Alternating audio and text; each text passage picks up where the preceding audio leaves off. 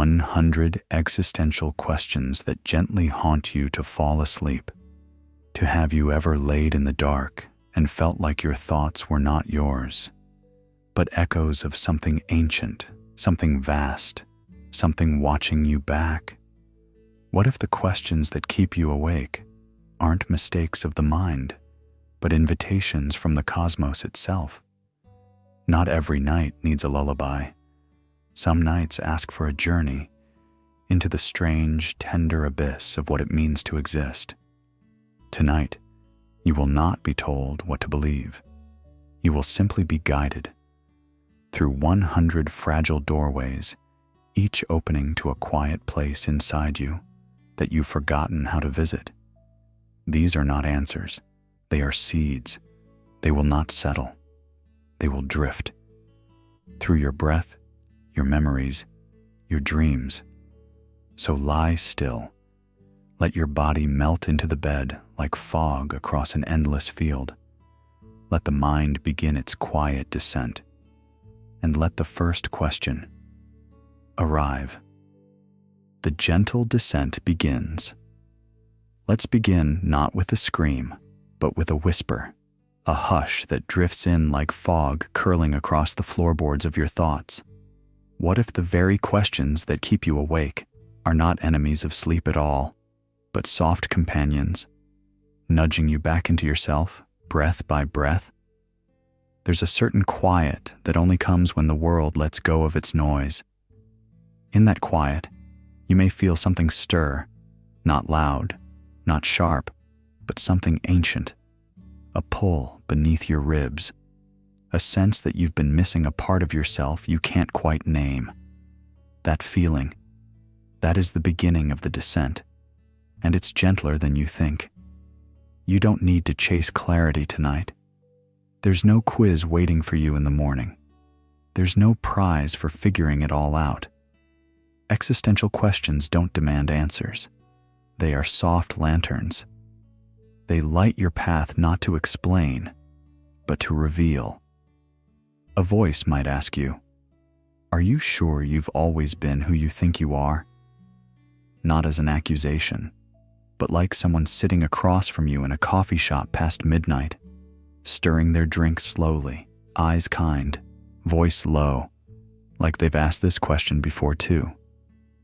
What we are doing tonight is not solving. It's not fixing. It's remembering how to wonder, and wondering is healing in disguise. Every time you lean into the uncertainty, you are not unraveling. You are resting in the mystery, like floating on your back in a warm, dark lake, looking up at stars you no longer need to name.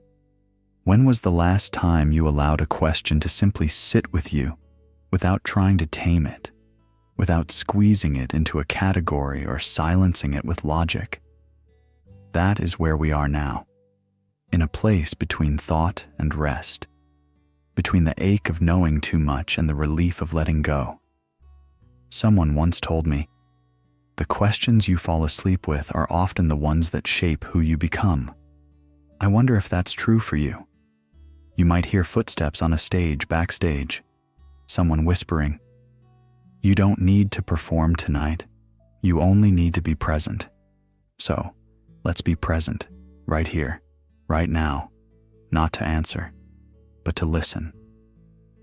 These existential echoes don't want to interrupt your night. They only want to hold your attention long enough to remind you. It's okay to drift. It's okay to loosen your grip. In this space, there is no rush. The breath slows, the body softens, and thought becomes water. Now, as your mind finds a rhythm deeper than thought, let one question quietly surface, not loud, not urgent, but as natural as a breeze brushing your cheek in the dark. What if freedom isn't the absence of limits, but the ability to choose which ones to accept? Let that question sit beside you, not like a puzzle, not like a trap, but like a candle flickering low in the distance. Just enough light to feel your way inward. And if you feel sleep beginning to wrap its arms around you, know this: you can always come back. These questions won't disappear. They'll be waiting, like old friends, ready when you are. The paradox of free will. A thought slips into the silence, gentle as the flutter of a curtain in a still room. If your every decision is shaped by your past, are you truly free? You don't have to answer right now. Let it sit beside you, like a cat curling up without asking for attention. Because freedom, for most of us, feels like breathing. We don't question it until the air feels tight. But what if I told you that before you chose to raise your hand? Your brain already had? A scientist, staring at a screen of neural signals, could have predicted it before you even felt the urge. How does that make you feel? In the quiet theater of the mind, a voice, your voice, asks, am I just a character reading lines written by a childhood I didn't choose? By genes I never saw? By fears I've never spoken aloud? You stop for a moment, and in that stillness, something flickers. Maybe free will isn't about breaking from the past, but becoming aware of it. Like waking up mid-dream, not to escape it, but to steer the story from inside. Still, another voice joins you in this slow conversation. If my choices are echoes of everything I've been through, then is every yes or no just a memory in costume? Perhaps we're dancers on a stage choreographed by biology and memory, yet somewhere in that repetition, someone misses a step, on purpose. Someone improvises. Maybe that someone is you. And so, here we are again, tracing the edges of a question too vast to hold. Yet in the asking, don't you feel a little more awake? What if free will is not the ability to do anything, but the moment you notice the string and choose how to move anyway? A soft laugh from behind the curtain, a whisper in the wings of your thoughts. Even if I'm not the author of the story, can I still rewrite the next sentence? No answer is required. Let that question find its own place in your chest, like a note held too long, humming against your ribs. And now, as we drift onward, let's turn to another riddle. Not about the choices you make, but about the stage itself, the floor beneath you, the backdrop you never questioned. Because next, we ask, is the world even real or only real to you? Close your eyes, if they haven't closed already. The journey is still unfolding. You can come back anytime. The simulation hypothesis. What if this moment, this breath, this ache behind your eyes, this hum of air against your skin, wasn't real at all? Not because it feels false, but because it's been rendered, programmed, simulated. A flicker on a screen no one's told you is there. A gentle voice once asked, if reality can be simulated, how do you know this isn't the rehearsal? And the question didn't hurt, not like a slap, but like mist, cooling, unsettling, almost beautiful. It drifts through you now, doesn't it? A young student pauses mid-conversation, eyes widening behind their glasses, and whispers, wait, what if we're inside something else's imagination? The room quiets. No one laughs, because that same thought, it lives somewhere inside all of us. A quiet tickle in the background of consciousness. Could the stars above, twinkling so obediently, be nothing more than pixels, updating, rendered light? Nick Bostrom, with all the seriousness of a philosopher cloaked in equations, proposed just that we may be no more real than digital puppets in an unimaginably complex simulation. Not fiction, but probability. Consider this. If civilizations survive long enough to simulate life, wouldn't they eventually simulate a universe? And if they can, wouldn't they run many? And if they run many, then statistically, you're more likely to be the character than the creator. And yet, if it is a simulation, does that drain the meaning from your tears, your laughter, your mother's final words, or does it deepen it? Someone once said over coffee softly, "I don't care if love is simulated. I still feel it." She stirred her cup, not to mix it, but to watch the swirl. And maybe that's the point. Maybe meaning doesn't have to be written in the source code. Maybe meaning grows like wildflowers through cracks in the algorithm. Close your eyes. Let the thought sink without splashing. Would it change the way you live? Knowing this may be a story written by someone, somewhere, but you still chose how to walk through it? A man on a park bench watches the wind move through trees. He doesn't question if the leaves are real. He listens to the rustle like a hymn. And when asked, "But what if it's all fake?" he smiles. And yet, I was still moved. Isn't that beautiful? Even if the sunset was coded, the warmth on your face still feels like truth. Even if your pain was written line by line in a cosmic script, you still felt it as only you could.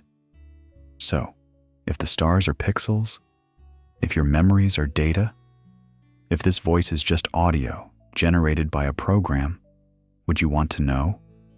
Or would you rather live as though everything counts, because you made it count? Let that question sit with you now, like a companion in the dark. No pressure to answer, no rush to understand. You can always return later. For now, let's drift gently into a question not about your world, but your solitude within it. And remember, if your eyes feel heavy, that's just the simulation dimming the lights for rest. You can pause here, you can breathe, you can let go. The Fermi paradox, a whisper in the cosmic dark. Somewhere in the cradle of night, when the curtains of your thoughts begin to drift like fog across a quiet lake, a question flickers in the mind, like a distant star barely holding its glow. If the universe is so infinite, why does it feel so quiet? The Fermi paradox is not just a scientific riddle. It's a lullaby sung by the silence of a sky too wide, too still. There are more than 100 billion galaxies, and each galaxy holds hundreds of billions of stars. Many of those stars are older than our sun. Many have planets, some like Earth. The math whispers certainty. They must be out there, but we've heard nothing. Not a single unambiguous message. Not a breath of recognition. Just the long, slow hush of eternity. A gentle voice breaks the stillness. You'd think someone would have waved back by now, right? You turn. No one's there. Or maybe someone is, but only in the mind's observatory. Could it be that civilizations rise like sparks and fall before they ever learn to speak? That intelligence is a matchstick flame in a rainstorm of time? Or perhaps they are watching, unseen, listening in secret, avoiding us for reasons we might one day understand or fear. Or what if we are the first to awaken, the first to build radios, spaceships, and telescopes? What if, in this vast cosmic theater, we're not the audience, but the opening act? A stranger might glance over their shoulder in an empty hallway of a museum and whisper, "You know, it's both thrilling and terrifying to be the first visitor in a gallery no one else has entered." And you'd feel it too, that soft tremor of purpose and loneliness intertwining. But there's a darker version, isn't there? One that sits a little deeper in the chest. What if we are the last? What if civilizations have come and gone, blinking out like dying stars, leaving us their silence as inheritance? The thought brushes against your mind like the edge of a curtain in an abandoned room, and you wonder, if we're the last to light the candle, do we have a duty to keep it from burning out? Someone once leaned back in a planetarium, staring at the dome of digital stars, and asked softly, "If no one's out there, does that make our kindness more important?" The question didn't demand an answer. It simply stayed, humming gently beneath the skin. The Fermi paradox doesn't just ask about aliens. It asks about us, about what we do with the silence, about how we treat each other when no one's watching. If this is our one brief moment under the stars, do we fill it with noise or with meaning? And in the soft quiet that follows this thought, the mind begins to slow, like a satellite reaching the edge of signal, like a whisper lost in fog. You breathe, you float, and then a shift. Have you ever looked at the color red and wondered, is this the same red you see? Or just a private sunset that only I can feel? But that's for another night sky. Another question. Another drift into wonder. Let the stars hold this one for now. The inverted spectrum. What if the colors we agree on are nothing more than illusions stitched together by words? Somewhere between eyelids growing heavy and thought dissolving into mist, a quiet question lingers. What if what you see as blue, I see as green, and we never knew? We both point at the sky, nodding, calling it the same name. But underneath that label, beneath language and shared symbols, hides the possibility of entirely different inner worlds. And still, we reach each other. Pause here, gently. Let the weight of your body settle deeper into the bed. Feel your breath thicken like honey. A voice, calm and curious, speaks inside your head. If we can't even be sure we see the same colors, what else might we be misunderstanding about each other? Another one replies, slower. And yet, doesn't it feel like we understand so much? The inverted spectrum is not just a thought experiment. It's a whisper into the heart of what it means to be human. If my red is your green, and my sorrow is your silence, yet we both cry at the same song, then perhaps what truly connects us is not sameness, but the miracle of meeting across difference. What we call understanding may be less about perfect translation and more about emotional resonance, like tuning forks vibrating across space. There's a child somewhere holding up a crayon to their mother. "This is sky," they say, and the mother smiles, not because she sees the exact same hue, but because something inside her echoes. She sees them. That's what makes the moment real. You might ask, if no one sees the world the same, then why do we feel so seen when someone understands us? A quiet thought answers, because love does not require identical vision, only shared attention. Breathe in again, slowly. Hold, release. This gentle uncertainty, the idea that reality may never be fully known, only agreed upon, should be frightening. But it isn't. Not here, not now. Because instead of fear, it gives rise to awe, a kind of reverence, the awareness that we build bridges with words, with gestures, across oceans of invisible difference. Every "I love you" could be an act of radical hope. Not that the other understands you perfectly, but that they're willing to walk with you anyway, even through fog. And maybe that's the essence of empathy, not clarity, but commitment. In the hush of night, when eyelids tremble and the world loses its outlines, your mind drifts gently. You might wonder again, do we really see the same thing when we look at the stars? A soft voice, almost inaudible, murmurs, maybe not. But we still wish upon them together. Let yourself drift. It's okay to not finish the thought. You can return to it any time. For now, feel the question fold itself into a warm blanket around your chest, and as your breath grows softer, slower, like waves dimming at dusk, we move gently into a deeper paradox, one that never solves itself, only lingers, quiet, unresolved, waiting patiently in the space between two dreams. The ship of Theseus. What makes something itself? A ship drifts gently on the harbor waters, quiet and unchanged, or so it seems. But each morning, a worn plank is removed and a new one replaces it. One by one, softly, silently, until years later, not a single original part remains. And yet, it still sails under the same name. Would you still call it the same ship? The thought floats gently into our minds at night, when everything feels a little less solid. It's an ancient question, as old as identity itself, and it doesn't just belong to ships or stories. It belongs to you. Let's turn this around. If every cell in your body has been replaced over the years, are you still you?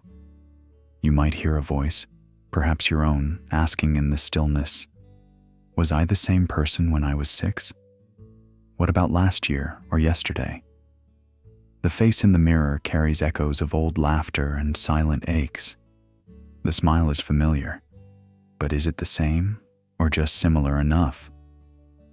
A gentle voice enters, maybe that of a stranger on a train, glancing up from their book with a quiet nod. You look like someone who's carried 1,000 stories, but left many of them behind. And haven't you? You've shed beliefs like old coats. You've left behind whole versions of yourself in past relationships, at airports, on sidewalks under fading lamplight. And yet here you are, breathing, feeling, listening. A ship that's been rebuilt plank by plank, but never stopped sailing. Is that what identity is? A continuous motion, a river of thought that only feels like it's staying still? Or are we just passengers on the vessel, not the ship itself? A memory flashes, maybe of someone who once knew you deeply. They'd look into your eyes now and search for a familiar shore, whispering, "You seem different, but something about your gaze feels like home." What part of you is unchanged? Is it your voice, your dreams? Or is it the quiet ache beneath your ribs when a song from the past begins to play, and your chest tightens for reasons that feel too complex to explain? Maybe it's not about holding on to a fixed self at all. Maybe it's about learning to love the shapeshifter inside you, the one who survives each version of reality, who speaks softly in the dark and says, "I'm still here, even if I don't recognize the face I wear tonight." Could that be enough? We drift again, through this question like fog on the sea. The moon reflects off shifting water, and nothing stays still. Yet there is calm in the movement. Perhaps the soul is not a structure, but a rhythm. Not a body, but a breath. If your memories were gone, would your kindness still speak for you? If your name was forgotten, would your silence still carry meaning? Somewhere in the quiet, a theater door creaks open. Backstage, a whisper comes from someone adjusting the curtains. Don't worry, the performance changes every night, but the heart behind it, that remains. We exhale, a little deeper now, a little slower. So tell me, friend, are you the ship, the sea, or the story? And in the lull between questions, a gentle transition calls us forward. Let's set aside the questions of the body and identity for now. Let's step softly into another mystery, one that waits for us behind our closed eyes. Where do we go when we dream? The dream argument. You feel your body relax just a little more. The air is soft. The silence isn't empty, it's holding you. And somewhere, as your eyelids flutter toward sleep, a question tiptoes in. What if you're dreaming right now? Not a dream with monsters or magic, but one where the light bends just right, where faces are familiar, where the ground doesn't fall away. Because the dream is coherent, stable, just like waking life. A voice, gentle like the rustle of a curtain, whispers, "How would you know?" Truly, what test could prove you're awake if the dream was perfect? Descartes asked that in the quiet hours of his own mind. He wondered, if all our senses can deceive us, if we can taste, feel, cry, and even die in dreams, what anchors us to certainty in the waking world? And isn't it strange? When you're dreaming, you don't usually know. You follow the story, nod along with the absurdities, live inside the lie without blinking. Only later, in the gentle shock of waking, do you think, that made no sense at all? So, what if this life, this conversation, this voice in your headphones, this moment right now, is another version of that? The rain against your window, the softness of your pillow, even the ache in your chest that you can't name. What if it's all part of some deeper dream, not one you're in, one you're being dreamed by? A quiet hallway. A person stops you, looks at you as if they've known you forever, and asks, "Do you ever feel like something's watching you live your life? Not in a scary way, just observing? Maybe waiting for you to wake up?" And suddenly, you start noticing things, patterns repeating, the way strangers say the same lines in different cities, how memories sometimes feel like recycled scenes from a movie you never watched. It's not frightening, it's tender, like the universe is tucking you in with lullabies only you can hear. And here's the riddle.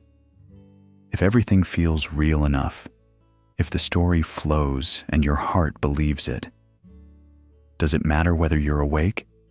Or are we chasing realness when what we long for is simply meaning? A smile that makes your ribs ache. A conversation that lingers in your skin like perfume. A moment so vivid you don't want it to end. Maybe those are the only truths worth keeping. Someone in a dim cafe leans over and says, "You ever think your soul knows more than your mind does? That it's trying to wake you from the wrong dream?" And the tea goes cold between you, because you're listening. Not with your ears, but with the part of you that never sleeps. Let's drift deeper now, beyond the edges of this thought, into the soft spaces where you meet yourself again and again in different mirrors, each one a little truer than the last. No need to figure it out. The dream will take care of itself. Let go. Let it unfold. The multiverse self. Somewhere in the slow exhale of midnight, a thought drifts across your mind like fog over still water. What if every version of me still lives, just elsewhere? The thought doesn't knock. It arrives like a hush, a soft murmur from the fabric of your being, hinting that perhaps your story isn't singular, but a harmony of variations. Have you ever paused at the edge of a decision and wondered, what if I'd chosen differently? Not just slightly, but entirely?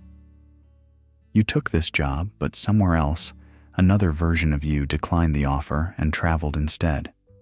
You stayed in the relationship, but another you walked away and began again. These echoes don't vanish. They branch quietly.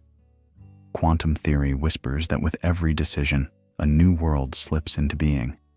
And in that world, a version of you unfolds along a different path. That time you didn't speak up? Someone did. That day you missed the train? Another you caught it, and met someone who changed their life. These selves live like soft shadows, not ghosts, but full breathing narratives that diverged when you blinked and chose one thing over another. Would you call this idea comforting? That regret isn't a deletion, but simply a fork you didn't follow. That somewhere, your unlived lives are not lost, but written on different pages of the same great book. Or does it make your chest feel tight to know there are versions of you who dared what you feared? You close your eyes. Behind them, 1,000 doors wait. Each one marked not with what was, but with what could have been. Do you ever dream of meeting them, these other selves? A younger you who forgave instead of resented. An older you who chose silence instead of anger. A braver you who stood on the stage and spoke. And what would they say if you met? Do you ever wonder who you might have become if you hadn't been afraid? One asks while wrapping a scarf you never owned. Another sips coffee and smiles with a knowing tilt of the head. You stayed. I left. And yet here we are, still searching. A third stares gently and offers, your path wasn't wrong. It was simply one of many. Suddenly, the thought feels less like a question and more like a gathering, as though all these selves across the veil of choices and time are convening not to judge you, but to sit beside you, not to boast about their version of happiness, but to remind you that every version of you is still trying, still loving, still learning how to be human. Maybe tonight, they're all here, quietly humming behind your heartbeat, offering not answers, but presence. And in their company, you don't feel fragmented, you feel whole, as if the many paths, like tributaries of a great river, were always meant to rejoin. So here's the softest question of all. If every version of you exists, which one do you want to wake up as tomorrow? There's no rush. Drift in that thought. Let it cradle you like water in a dark, calm lake. And if sleep comes before the answer, you're right on time. The identity mirage. If your memories were replaced overnight, would you still be you? The question drifts in like fog across a moonlit lake, gentle but disorienting. You can almost hear it in the hush between thoughts, where the silence of night meets the whisper of self. What exactly do you call you? Is it a name? A face? A string of experiences lined up like beads on a necklace? Or is it something looser, like vapor remembering how to hold a shape? A man once sat alone in a cafe, his coffee growing cold as he asked a stranger, "What would remain if I lost all my memories?" The stranger smiled, not kindly, not cruelly, and replied, "Maybe the question is, who remembers you back?" The man blinked, suddenly unsure whether he was having a conversation or overhearing one in a dream. You see, we walk around thinking we're consistent, that we're anchored in some deep version of ourselves, solid, dependable, knowable. But what if the self is just a mirage shimmering on the hot road of consciousness? A trick of light, a dance of neurons echoing stories they've told before, desperately trying to convince us that continuity is real. If you woke up tomorrow with every memory rewritten, would you notice? Would you resist? Or would you accept the story instantly, like a new script handed to an actor mid-scene? The brain has a way of filling gaps with confidence. Not truth, confidence, as though the mind is less interested in what's real and more obsessed with what feels certain. There's a childlike theater playing behind your eyes, and the narrator of your life is constantly improvising, filling in blanks, changing scenes, blending dream with fact and rehearsal with recall. Could it be that you're not the author of your identity, but the character being written in real time? Someone once stood in a museum staring at a faded portrait and asked the person next to them, "Is it still the same painting if every layer has been restored?" The reply came softly, "It depends. Are you looking at it or remembering it?" And so the self becomes a performance, not a lie, but a craft. You craft yourself through how you're treated, what you believe, and which stories you choose to highlight and which you quietly let die. There's a version of you that existed only in someone's arms or in the way your voice cracked when you told the truth. That version may be gone now, but it was just as real. So, which you is the real one? The confident adult in the mirror? The confused child you still dream of being? Or the quiet presence between thoughts, the one that simply observes? What if your identity isn't a noun but a verb, constantly unfolding, constantly becoming? Would it scare you to know that this whole time you might have been the echo rather than the voice? You might meet someone tomorrow who sees something in you that you've forgotten, and suddenly it becomes real again. In this way, identity is not just personal, it's relational. The you in someone else's memory might be stronger than the one you hold for yourself. If that's true, then identity is a chorus, not a solo, a fluid dance, not a fixed sculpture, a river that forgets each drop but remembers the flow. And now, as this thought gently unravels, ask yourself this: have you truly stayed the same from year to year? Or have you only convinced yourself of that for comfort? The stillness deepens, the lines blur, and as your eyes soften and your breath grows slower, we slip gently from the mirage of identity into something even more elusive: time. Shall we follow that trail together? Or would you like to rest here for a moment longer, in the soft forgetting of who you are? The arrow of time. There's a quiet strangeness in the way time moves, always forward, never backward. You've never uncracked an egg, have you? Never seen shattered glass reassemble itself with grace. And yet, most of the fundamental laws of physics, gravity, electromagnetism, even quantum mechanics, don't really care what direction time flows. They function just as well in reverse. So why don't we? You remember your first heartbreak, but not your last breath. You remember falling, but never the moment just before. Why does your memory work only one way? Isn't it odd? Someone once asked, sitting beside me in the hush of a nearly empty bus, that we can look back at childhood like pages already read, but never peek ahead at the ending? And I nodded, not because I had an answer, but because the question itself wrapped around me like fog. Entropy, that's what they say. Disorder increases, heat dissipates, the universe unwinds itself into stillness.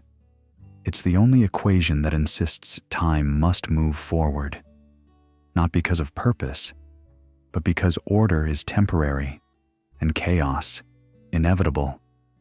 But that's not how it feels in your chest, is it? It feels like time carries you, like it lifts you in the morning and lays you down at night. It feels like memory is a trail behind you, and the future, an unopened gift. But what if that trail is just smoke? What if your sense of the past is a mental habit, not a cosmic truth? A woman once told me, over tea, "I don't think time is real. I think it's just the way our minds stitch moments together so we don't lose ourselves." And maybe she was right. Maybe you don't live in time at all. You just live in change, in heartbeat to heartbeat, in one breath that replaces the last. Still, there's something comforting about the arrow pointing forward. It gives us the illusion of progress, of moving on, of healing, because we believe the past is gone, the future open, and today still moldable. But if everything could be reversed, would you still be you? Have you ever stood in the shower, eyes closed, and suddenly remembered something from decades ago, as if it just happened? That tiny moment, fully alive in your mind, breaking through the years like sunlight through curtains. Time didn't feel like a line then. It felt like a circle, or a room you stepped back into. Do you think we carry time? Or does it carry us? A stranger asked while waiting for a train, staring out at the tracks as if the answer might arrive with the next one. I didn't know, but I liked the weight of the question more than any answer I could offer. So here we are, inside a paradox. The universe doesn't care about time's direction, but your brain does, and so you build a life around that forward pull. Birth, growth, grief, goodbye. But what if the future is already written? What if it's not ahead, but beside you, hidden like a note slipped beneath your pillow while you sleep? Let the thought drift, not as a burden, but as a breeze. Maybe time isn't something you move through. Maybe it's something you light up, a hallway of rooms, and your attention is the lamp. Each moment you enter, you make it real. You leave footprints, but you are never truly walking. And now, as the current of time gently carries us from one mystery to the next, we'll step into a space where time might not even be real at all, where clocks stop ticking, where memories blur into dreams. Don't worry if you feel yourself drifting. Sleep knows where to find you. We'll be right here when you return. The block universe. There's a peculiar stillness that comes when you lie awake at night and feel time lose its grip. The ticking clock fades, the room stops changing, and in that moment, something inside you asks, quietly, curiously, what if time isn't moving at all? Not forward, not backward, not at all. The block universe theory enters here, like a shadow at the edge of thought. Not a warning, just a quiet presence, watching with patience. It suggests this: every moment that has ever existed, your first breath, your last goodbye, that feeling of falling in love under a pale blue sky, they're not gone. They're not in the past. They're still there. You haven't moved beyond them. They're simply behind you, not erased, just resting on the same map. A map you can't quite fold. A map where every point, every joy, every ache, every missed phone call is just as real as this very breath you're taking now. But how can that be true? A stranger's voice, gentle and curious, might ask, "Do you remember how the sun looked on your birthday last year?" You nod silently in your mind. And when you think of it, isn't there a strange part of you still there, watching that candle flicker, laughing with someone who might not be around anymore?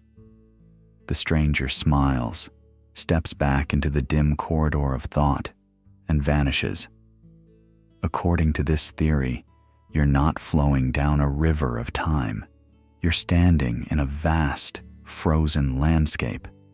Every step you take is not a forward motion. It's a spotlight, illuminating one scene at a time. The rest remains in darkness, not because it's gone, but because you're simply not looking at it. Isn't it strange to think that your childhood is still unfolding somewhere? That your first heartbreak hasn't finished hurting yet? Somewhere in that frozen mosaic? Even the moments that haven't arrived, the future tears you'll cry, the hand you haven't held yet, they too are already etched into the universe, waiting patiently like unopened letters. A soft question drifts in.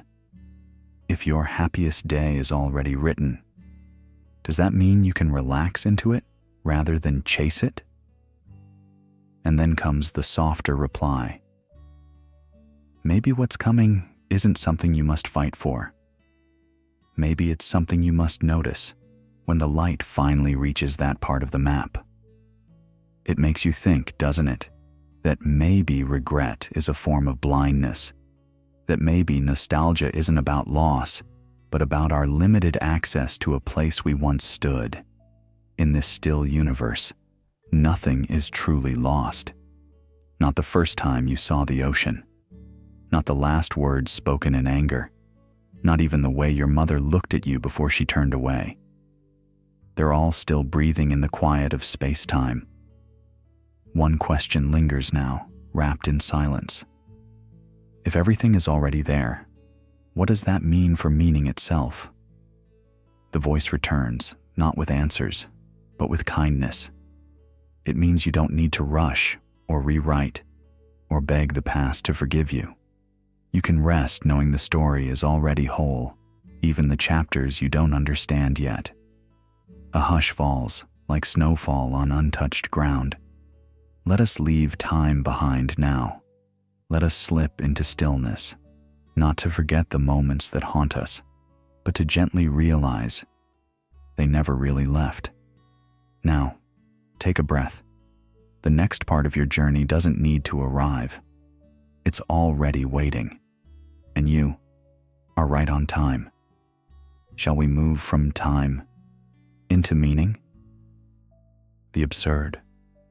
Somewhere between your last blink and the whisper of thought that trails behind it, comes a question too quiet for daylight, but too loud to ignore in the dark. What happens when you search for meaning in a world that offers none? There's no warning when this feeling arrives. It doesn't knock. It just shows up, like that peculiar moment at a party when laughter surrounds you, but you suddenly feel like a guest in your own life. Nothing's wrong. And yet, something tugs gently at the corner of your mind. Why are we all pretending this matters? Albert Camus once described this strange tension as the absurd, a collision between the human need for clarity and the deafening silence of the cosmos. It's not despair, not yet.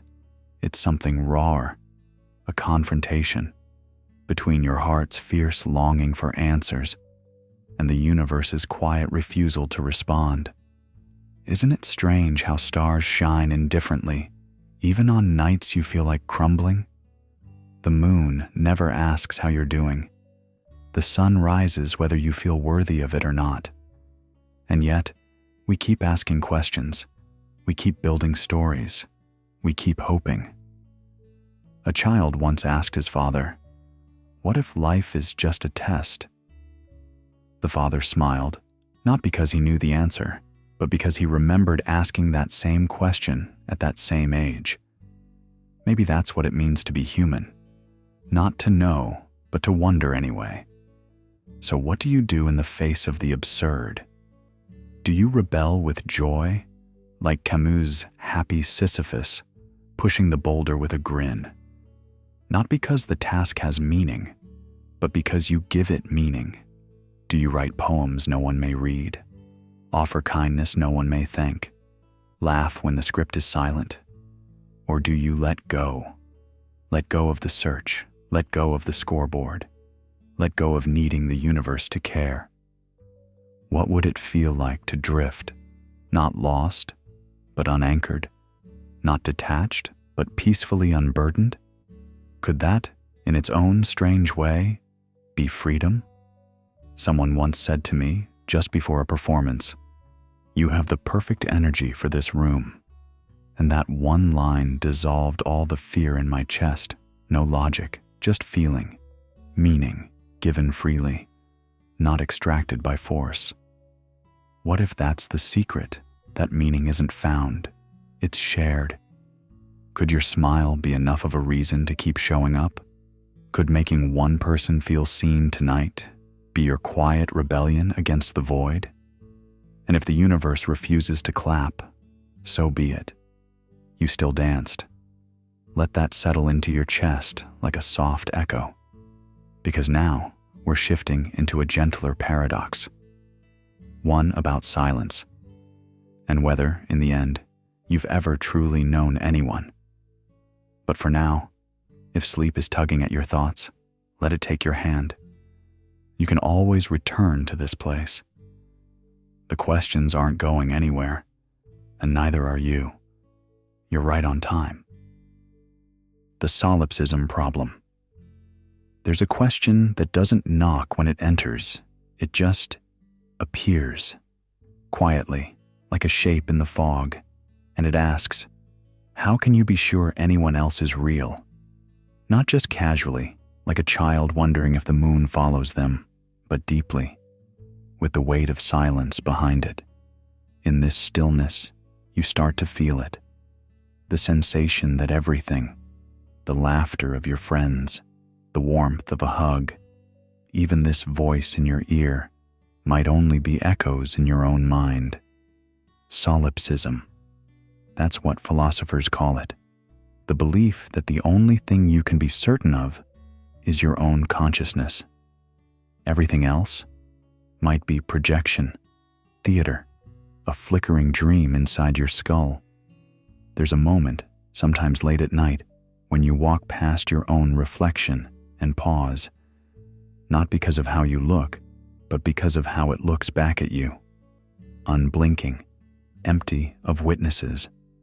That's the solipsist's stage, where everyone claps on cue, but no one else is really there. But what if someone is? What if the door creaks open and a stranger smiles gently saying, "You've made it through another long thought. I'm glad you're here." Their voice doesn't explain. It doesn't try to prove anything. It just feels kind. And now the question changes. Not, are others real? But what does it mean if they aren't? Would it make you lonelier or freer? Because if you're the only one truly existing, then you're never being judged. Not really. Every mistake, every awkward conversation, every painful goodbye might just be a line you whispered to yourself in disguise. That idea brings strange comfort and also a strange grief, because if the world is only your dream, who hugs the dreamer when they cry? There's a bench in the memory of your mind, a quiet place no one else sits on. You've walked past it before. Tonight, you sit. You don't need answers, just stillness. The leaves rustle without needing witnesses. In this space, reality doesn't need proof. It only needs peace. And if peace feels real, maybe that's enough. Maybe what matters isn't whether others are illusions, but whether you treat them with meaning anyway. What would happen if tomorrow someone thanked you with a look so sincere you felt it in your chest? Would it matter less if they weren't real? Or would it matter more because you chose to believe? The mind drifts now, lulled not by certainty, but by a gentle surrender, a slow exhale, like waves brushing the edge of sleep. And just as the thought begins to fade, another voice stirs beside you. Not a teacher, not a ghost, just a soft companion. "If I'm not real," they murmur with a smirk, "why are you so comforted that I'm still here?" You don't answer, because the next question is already arriving. Let's open that lonely door together and walk into something even more haunting. Eternity. Eternal return. What if this moment never ended? What if the quiet air around you, the shape of your breath, the curve of your thoughts, all of it looped back into itself over and over again, like a vinyl record caught in a groove too delicate to break free? Would that frighten you or calm you? There's a strange comfort in this idea, even as it unsettles. You're lying here, letting go. And yet, in some cosmic echo, this exact moment could be happening again, and again, and again. Not just tonight, but across some eternal arc of time. A clock with no exit, a cycle with no fatigue. Nietzsche once proposed this thought experiment, the eternal return. He asked, not with fear, but with fire. What if you had to live this very life, this very night, exactly the same for all of eternity? Every hesitation, every laugh, every word you swallowed, over and over. He didn't ask it to trap you, but to free you. Because if this night were on repeat, would you be proud of how you're spending it? Would you change the tone of your inner voice? Would you forgive someone, even in silence, just to feel the weight lift? Eternally? A whisper floats through the curtain of your thoughts. Would you live differently if you had to live it again? Forever? And a quieter reply, perhaps from the part of you that knows more than it speaks. I think I'd start by listening to my own heart more gently. The beauty of this idea is not that it's true or false. It's how it recenters the soul in the present, the now, this single breath, this single blink. Because even if we are not doomed or blessed to live our lives on eternal repeat, the question forces us to look closely, to see this second not as a throwaway, but as sacred. Would you speak with more kindness, even if no one remembers but you? Would you pause the scroll, dim the lights, and simply watch the moonlight stretch across your floor like a silver thread you forgot you owned? A voice near the edge of sleep offers a passing comment, almost like someone backstage murmuring to the star before curtain call. You don't need to change everything, just this one moment. Live it fully. So often we think of time as a ladder, step forward, leave behind. But what if it's not a ladder at all, but a spiral? What if the same moments return in disguise, waiting to see if we'll greet them differently this time? The same choices, the same chances, the same quiet heartbreaks that offer, yet again, the invitation to grow. Somewhere in the background of your thoughts, there's the echo of a different kind of question. If this is eternity, what kind of presence do I want to bring into it? Maybe it's not about grandeur. Maybe it's about grace. And maybe, just maybe, eternity isn't some cold cosmic loop, but a reminder to live in such a way that repetition would feel like a celebration, not a sentence. And now, with that gentle thought lingering like the final note of a lullaby, we move from the loops of time to the loops of thought. The next idea is waiting, quietly. And you're already halfway there. The liar's paradox. A voice slips into the room like fog curling at the base of a door. Software curious, unhurried. This sentence is false. You hear it and pause, not because it's loud, but because it refuses to go away. It lingers like a hallway mirror reflecting another mirror, an echo of logic staring into itself until meaning dissolves. You want to resolve it. You want to decide, is the sentence true or is it false? But the moment you think you've caught it, it laughs and slips between your fingers. Not to mock you, but to teach you something older than reason. Some truths are not meant to be caged. A gentle rhythm begins to form. Thought becomes water, rippling through your mind. A voice, familiar, perhaps from a dream, leans close and murmurs, "Do you ever feel like you're chasing clarity, only to find that clarity itself is a maze?" You nod, even in sleep. Because the liar's paradox isn't just a puzzle, it's a mirror. If the sentence is true, then it must be false. But if it's false, then it must be true. A knot tied in the very fabric of thought. And here's the strange comfort. This paradox has no flaw, no mistake. It is perfect in its contradiction. Sometimes you meet people like that too, don't you? They say one thing, mean another, yet both feel true. They love you with words and hurt you with silence.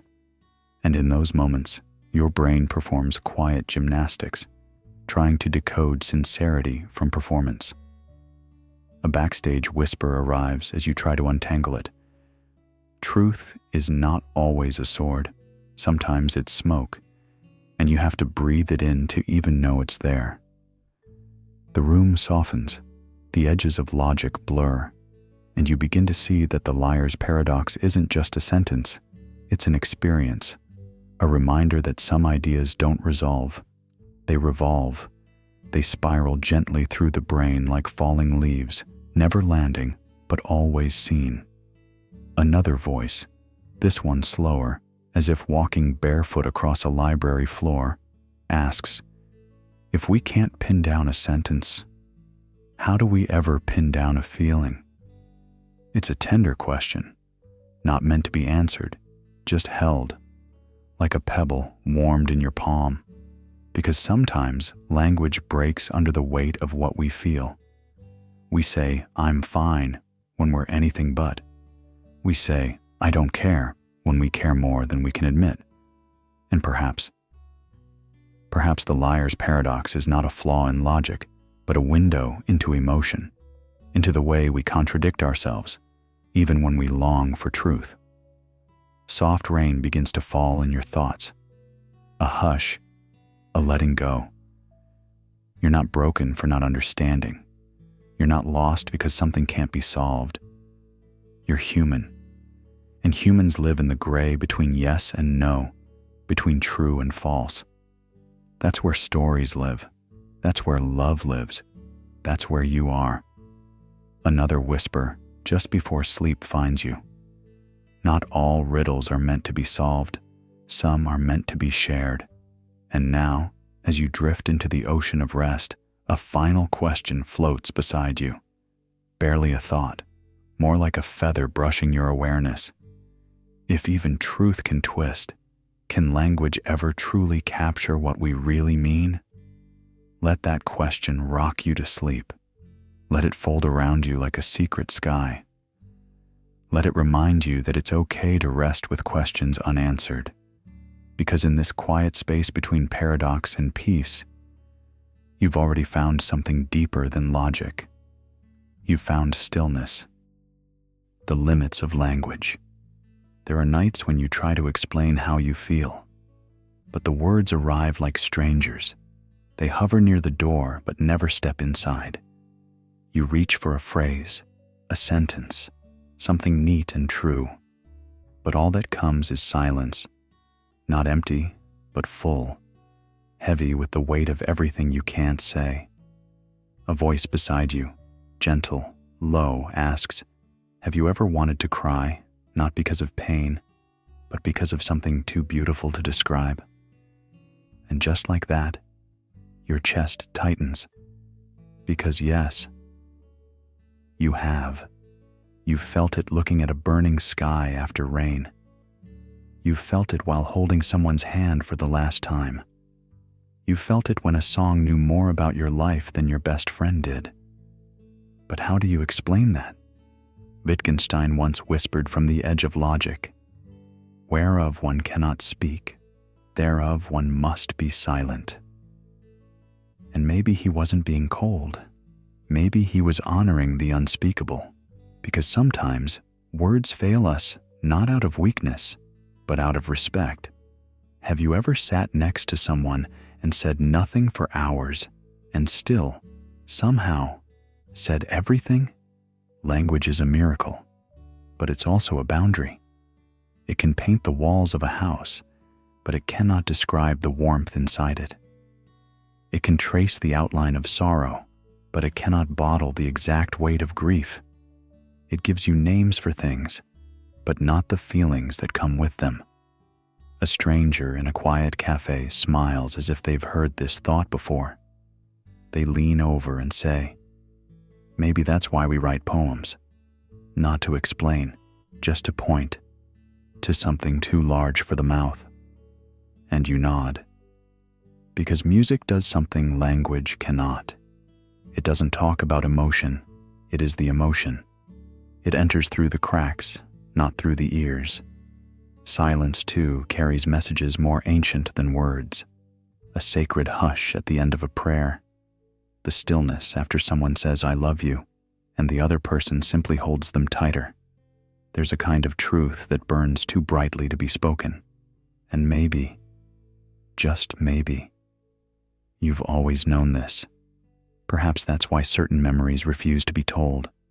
Not because they're too painful, but because they were too complete as they were. Telling them would only diminish them. Like trying to photograph a dream. Tonight, let that be enough. You don't need to find the right words. You don't need to capture the perfect sentence. You don't need to translate your heart into grammar. A soft voice murmurs near the edge of your thoughts. You've said enough. Let silence carry the rest. And now, without needing to explain or be understood, you drift gently into that place beyond sentences, beyond names, the quiet beyond the final line of every poem. Close your eyes, breathe, and listen. Because in the next breath, we'll step into that quiet and wonder what waits on the other side. The mystery of death, a soft rustle in the dark. That's how it begins. The question you don't say aloud during daylight hours, not because you're afraid of death, but because something deeper stirs beneath that word. A quiet mystery, almost too large to hold in the palm of thought. What does it feel like to not exist? You pause. The room is still, but your mind leans forward. There's a strange kind of peace in thinking about before your first memory, before your name meant anything, before the body you carry was even formed. In that space, there was no waiting, no pressure, no time. And still, you weren't suffering. You weren't bored. You weren't missing anything. You simply weren't. Someone speaks as if stepping into your thought. It's strange, isn't it? That we mourn endings, even though beginnings start from that very same silence. There's a gentle curiosity here, one that doesn't push, but invites. Death, they say, is the great unknown. But it's not unknown in the way a locked door is. It's unknown in the way sleep is. You drift toward it, and you never know the moment you cross over. You're just gone. Or are you? And here's the paradox. The mind, so full of loops and lights, cannot grasp its own absence. It can simulate fear, simulate goodbye, simulate a funeral with your name on the paper, but it cannot simulate nothing. So it fills that silence with pictures, tunnels, lights, long roads, embraces from those we lost. Maybe that's mercy. Maybe that's the soul whispering in metaphor what the mouth can't explain. A quiet voice in the hallway of your thoughts murmurs, perhaps the reason we fear death is not because it's painful, but because it's unrepeatable. The last act, no rehearsal. Still, what if death is not an end at all? What if it's a folding of layers, a shift, like pages turning in a book that was never really ours to write, but always ours to read? We think of it as darkness, but maybe it's light too bright to describe. Maybe it's not silence, but music in a key we haven't yet learned to hear. And suddenly, the weight you didn't realize you were carrying, the pressure to make meaning, to get it right, to prepare for everything, begins to soften.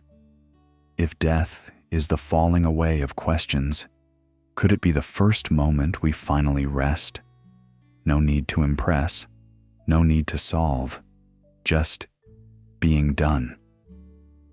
You might ask, with the vulnerability of someone folding a letter they'll never send, what if death is not for forgetting, but for remembering who we really were before all this began?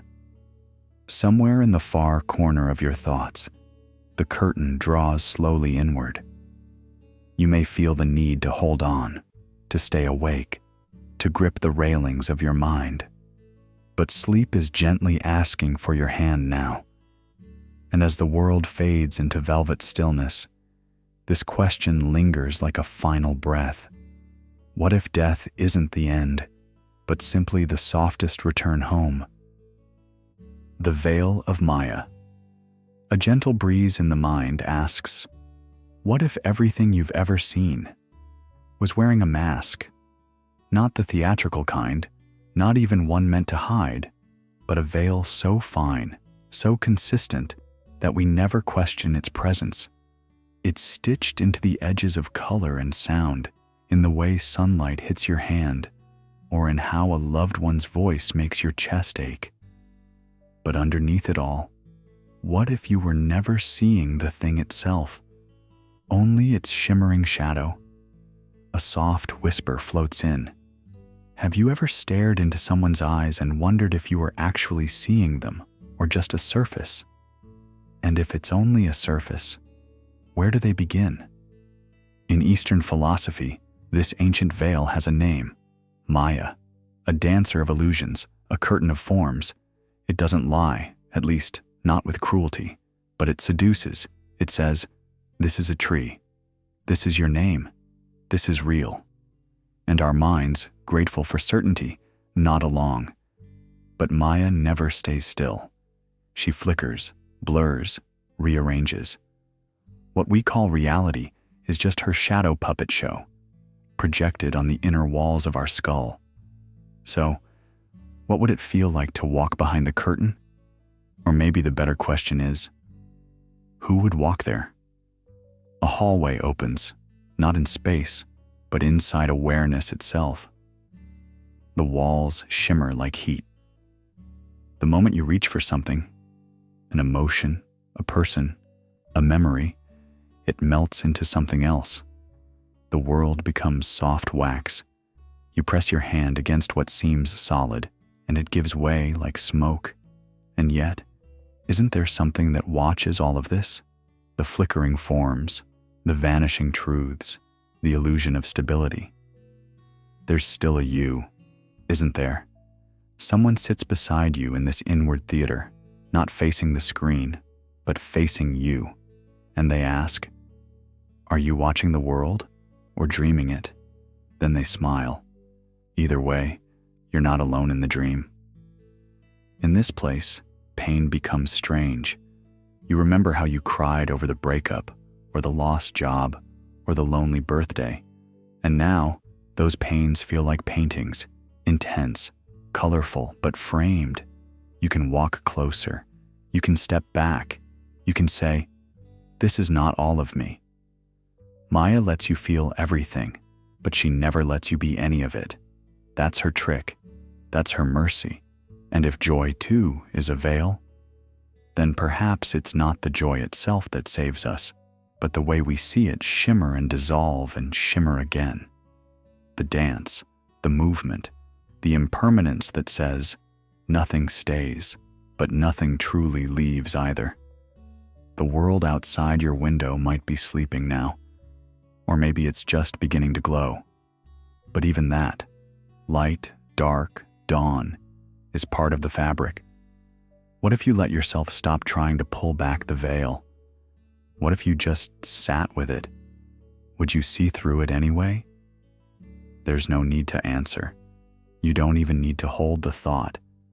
It can float, like silk on a still river. Just rest. You can always come back to this question another night, when the veil is thinner, when the world is quiet, when your soul, like a leaf, drifts between the dream and the thing behind the dream. Sleep softly now. The curtain is still moving, and someone is still watching with you. The illusion of the self. Close your eyes for a moment and feel the shape of you begin to blur. Not disappear, just loosen. Like a coat shrugged off at the end of a long day. The weight of being someone starts to slip from your shoulders, and for once, there's no pressure to hold it all together. You are not expected to perform, to explain, to maintain the illusion of consistency. Not here, not now. Somewhere in this quiet, a voice gently wonders, is there truly a you behind those eyes, or just the feeling of being watched? Neuroscience doesn't whisper the answer. It offers something stranger. That the self, this thing we point to when we say me, is not a single thread, but a weaving. Not a statue, but a flickering film. Each moment, your brain assembles sensations, memories, predictions, and calls it you. But it's like assembling a song from notes that vanish the instant they're played. A soft question walks into the room, sits down beside you. Have you ever tried to find the exact place where you end and the world begins? And then, like someone handing you a mirror that reflects back fog, it adds, "What if there's nothing there to hold?" When you laugh, who is laughing? When you cry alone, who are you crying to? Some say the self is the story we keep telling, day after day, year after year. A tale built from roles. The daughter, the builder, the one who was left, the one who fights back. Each identity fits for a while, like a borrowed coat. But if you stop playing the part, do you still exist? You may remember a moment, perhaps walking home after something difficult, when you felt like a character in someone else's script. And you asked, silently, "Whose voice am I echoing?" That question never quite left, did it? In the mind's quiet corners, there are places where even identity slips off its name tag. The perfectionist, the healer, the broken one. None of them hold when sleep begins to call, because sleep does not care who you are, only that you are soft enough to float. And maybe that's the gift hidden in this idea, that you are not a single fixed thing, but a stream. Not a name carved in stone, but a river in the dark. If that's true, then every moment offers a kind of freedom, to begin again, to not be trapped in yesterday's self, to not have to defend what no longer fits. You are not lost. You are spacious. You are the room through which thoughts pass, not the furniture inside. Now let it settle. Let the you that clenched so tightly, trying to prove, to explain, to belong, let that version of you soften, melt, drift. There's no need to grasp the thought, no need to finish this question tonight. You can let it drift, like a note at the end of a song, echoing into sleep. And before you go, a quiet presence, neither stranger nor friend, leans toward you and says, "Maybe you are not the storyteller after all. Maybe you are the silence the story rises from." Sleep gently now. The next mirror waits just ahead, and this one reflects not the self, but infinity. Hilbert's Hotel. A velvet curtain lifts, not with sound, but with silence. You step into a hallway that never ends. A bell chimes gently, soft, persistent, and oddly reassuring. Welcome to Hilbert's Hotel, a place that whispers, everything is taken, and yet, everything is available. A clerk behind the desk smiles as if expecting you. "Funny thing," they murmur, sliding over a key without a number. "We were full a second ago, but don't worry, there's always a room if you're willing to shift the story." You pause. How can something be completely full and still have space? It isn't logic, it's infinity, and infinity doesn't obey ordinary doors. This strange hotel is more than a mathematical puzzle. It's a metaphor wrapped in velvet, a thought experiment posed by German mathematician David Hilbert. Picture it, a hotel with an infinite number of rooms, each already occupied. Now imagine someone new arrives.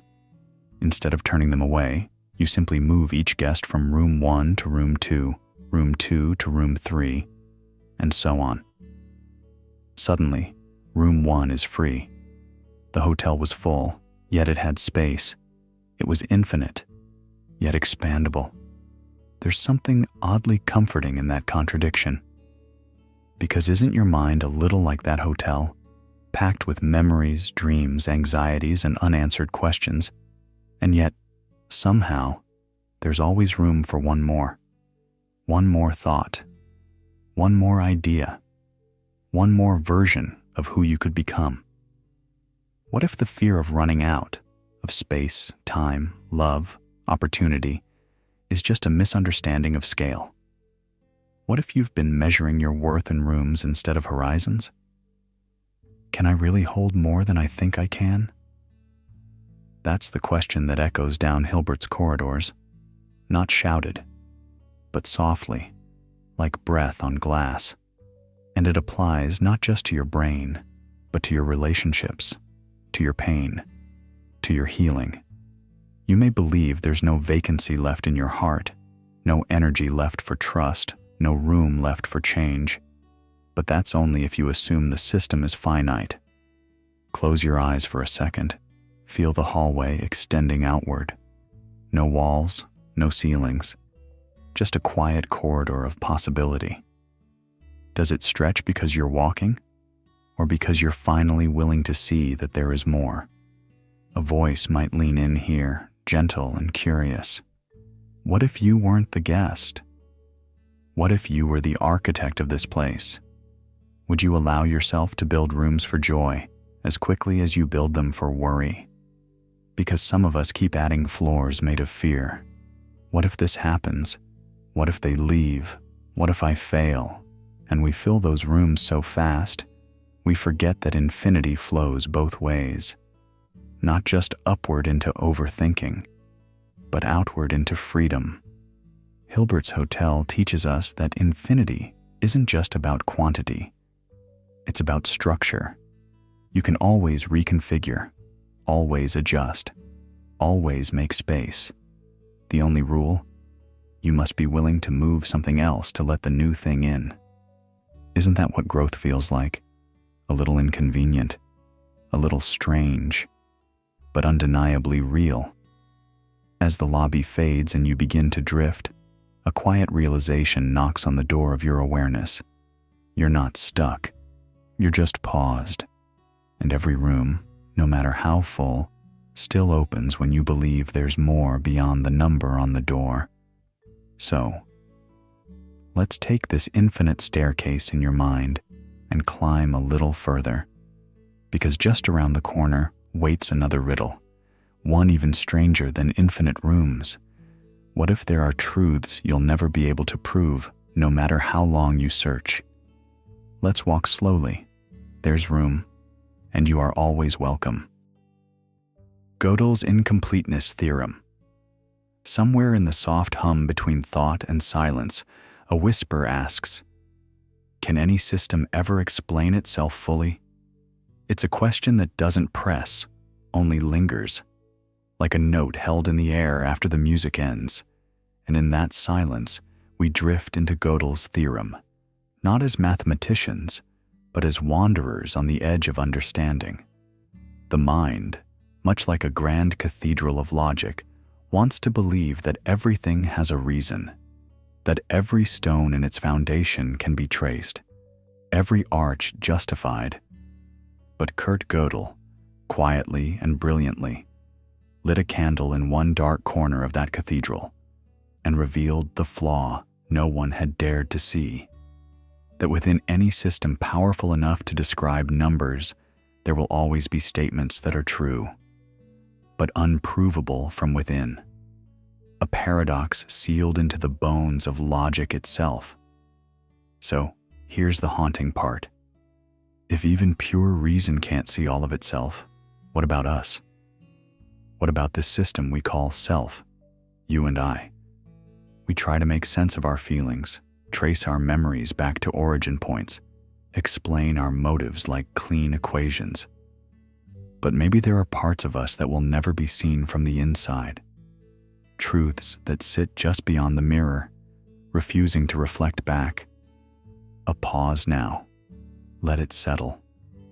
Someone once leaned against the frame of a dimly lit dressing room and said quietly, "You're not supposed to solve yourself. You're meant to feel your way through." Their voice didn't demand anything. It was just there, like a lantern left burning for the next traveler. You might think of love too, how it doesn't fit, how it spills over every attempt to pin it down. Isn't love one of those unreachable truths? We feel it, yet can't explain it. We know it's real, but it defies proof. Like a secret written in a language we were born to understand but never fully translate. And consciousness, our holy grail of awareness, what if it too is barred from fully knowing itself? like an eye trying to see itself without a mirror. Are we more than the sum of our neurons, our patterns, our biology? Or is that just the shadow of a deeper truth that slips away the closer we come? Let me ask you gently, have you ever felt like a part of you is watching the rest of you, but never saying a word? Because here's the quiet miracle buried in Gödel's theorem. It doesn't just reveal a limit, it reveals a direction, a call to humility, to curiosity, to listening beyond logic, to trusting that some truths are meant to be sensed, not solved. So maybe the soul is not a proof. Maybe it's a presence. And what if, just beyond this system of waking and sleeping, understanding and questioning, there is an outside? Something not bound by our logic, something watching, maybe caring, or maybe not. Another voice once murmured at the end of a corridor, "You might never know the whole story, but you're still part of it." And the way they said it, you didn't need the answer anymore. You just needed the night to keep going. Close your eyes now. Let the weight of what you don't understand be the very thing that rocks you to rest. Some systems, after all, aren't built for certainty. They're built for wonder. And the next question waits, quietly, just beyond the veil. Cosmic indifference. The sky above is vast, and tonight it doesn't blink. No constellations wink back, no hidden message in the starlight, just a silence so wide it could cradle every secret you've ever buried. You lie there, still, wondering, does the universe even know you're here? A breath. There's a soft hum behind the question, not panic, just the hush that comes when you notice how small everything is. Earth, as Carl Sagan said, is a pale blue dot, suspended in a sunbeam, one flicker in a sea of nothing. From out here, even the wars, the heartbreaks, the poems, whisper thin. A gentle voice breaks the stillness. You ever walk into a crowd and feel completely invisible? The stranger tilts their head, not unkindly. Now stretch that across galaxies. It doesn't mean the universe hates you. It doesn't love you either. That's the unsettling beauty of it. The cosmos isn't a parent watching your every move. It's a field of infinite silence, too busy expanding to notice your footsteps. The stars burn for no one. The black holes don't mourn. Gravity doesn't care who it pulls in. But maybe, just maybe, that's freedom. If the universe owes you nothing, then nothing holds you back. There are no rules etched in the stars. You're not here on probation. You're here because atoms collided and breath emerged, and one day your name was whispered into the world. Another voice joins the stillness. This one from across a quiet cafe table where someone stirs their drink absent-mindedly. Does it bother you? They ask. That we're so forgettable in the grand scheme? You look up, and for once, you don't need to answer. Because here's what's strange. Even in the indifference, you feel.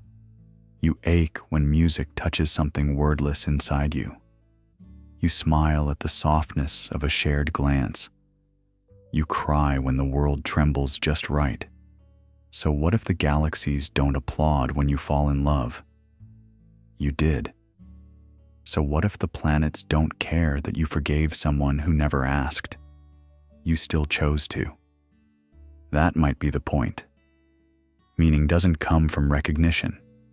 It's not handed down from a cosmic throne. It comes from the way you hold your breath when someone finally understands you. The way you light a candle on a lonely night. Not to be seen, but to see. A quiet question surfaces like a ripple. If the stars are silent, could that be your invitation to speak? Let that echo settle. Because here's the truth dressed in softness.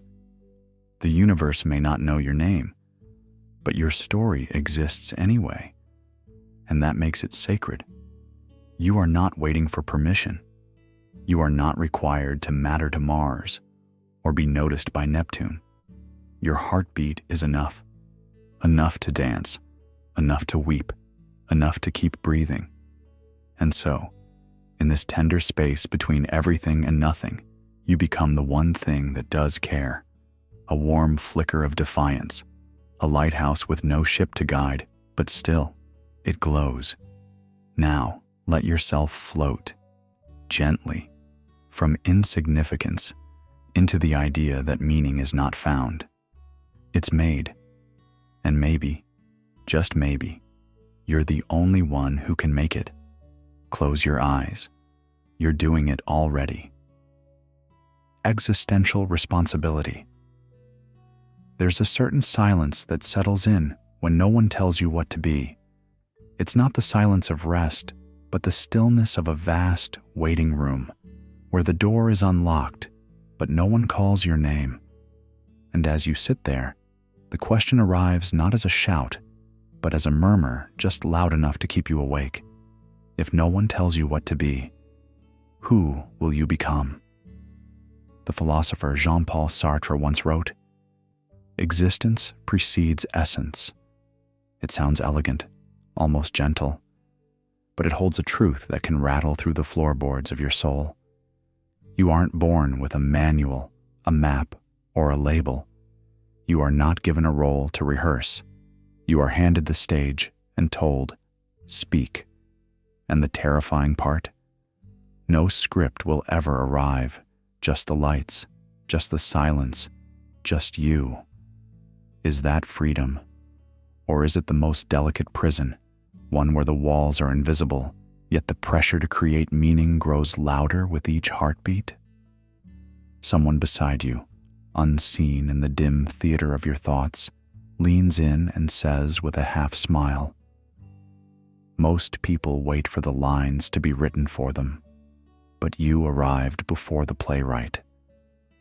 There's no applause yet, just choices, tiny ones, whether to answer a message, whether to get out of bed, whether to forgive someone who never asked. Every decision, like a stroke of paint on a blank canvas you didn't know you were holding. And maybe that's what freedom really is, not the escape from rules, but the responsibility to write the rules, gently, uncertainly, in real time. Do you ever wonder, what if the fear of choosing wrong is the very thing that keeps you from choosing at all? And what if not choosing is also a choice? A quiet hallway opens. The echo of your footsteps is soft, but you hear them. You're becoming someone, not because someone told you to, but because time keeps asking, who are you willing to be? Another voice, this one almost playful, teases from the corner of your inner monologue. It's a bit unfair, isn't it? To be given the freedom of the gods and the insecurity of children. Still, the stage does not collapse beneath you. It holds. Every pause is permitted. Every stumble is forgiven. And in that strange permission, something strange blooms. Exhilaration. It's the thrill of knowing that you are both author and character. That your next move might be clumsy, brilliant, ordinary, or sacred. But it's yours, entirely yours. And maybe, just maybe, the universe doesn't hand you a meaning because it trusts you to make one. A small act of cosmic faith. So breathe. The curtain hasn't dropped. And if you missed your cue, the world is patient. It waits, not with expectation, but with quiet hope.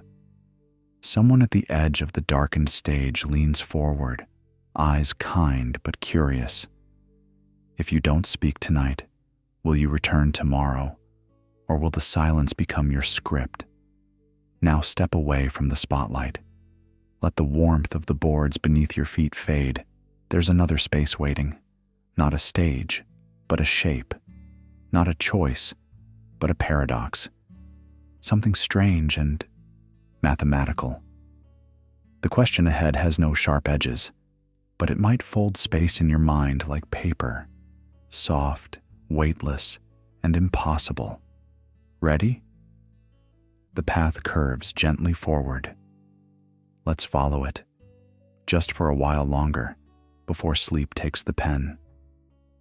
Zeno's paradoxes.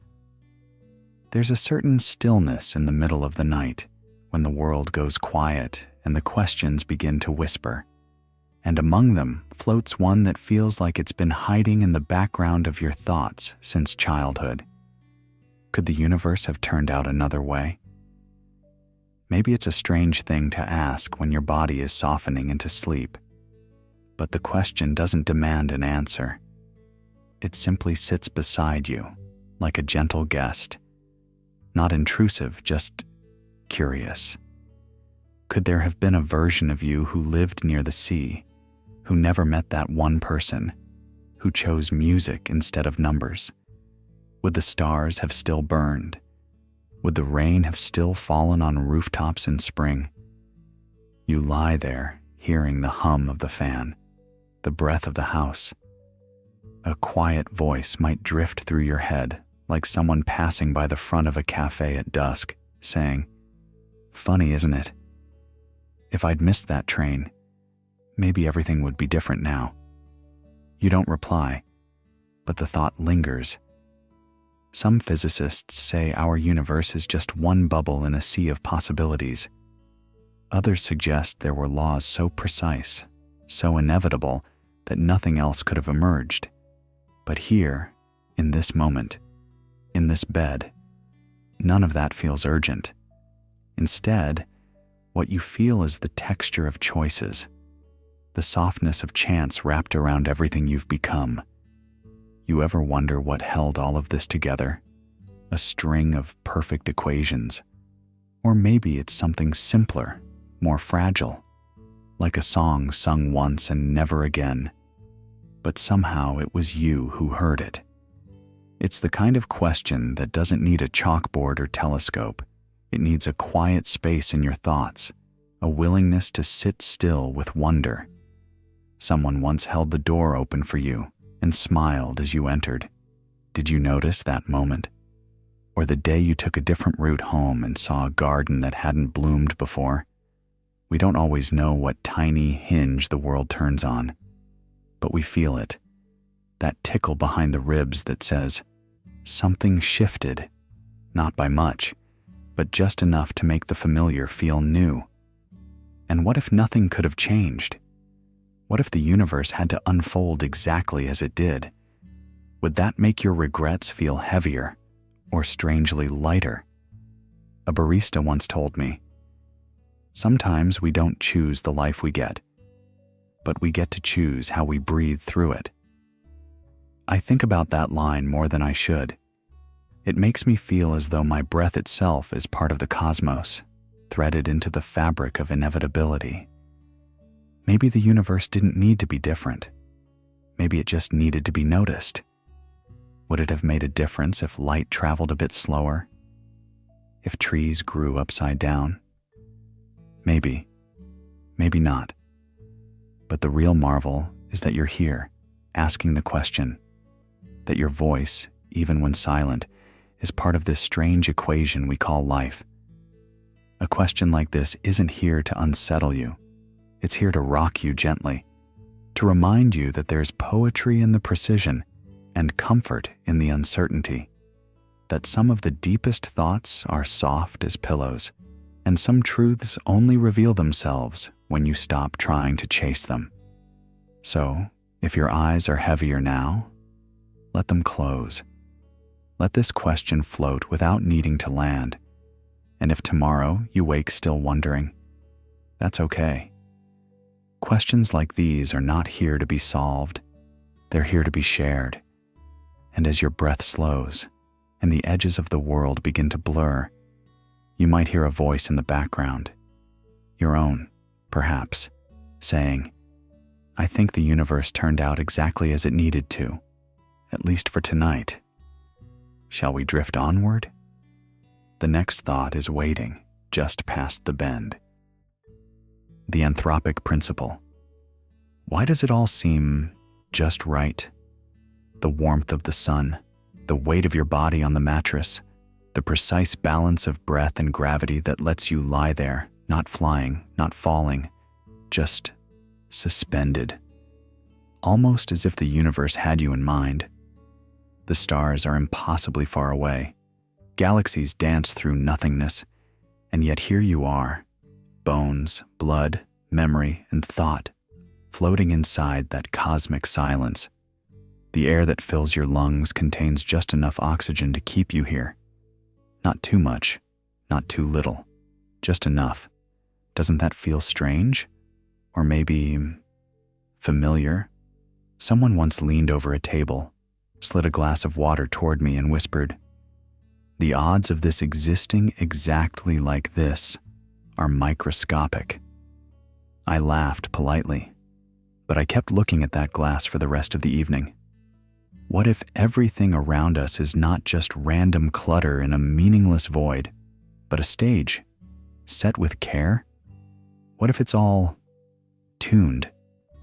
The anthropic principle is the name given to a strange little thought.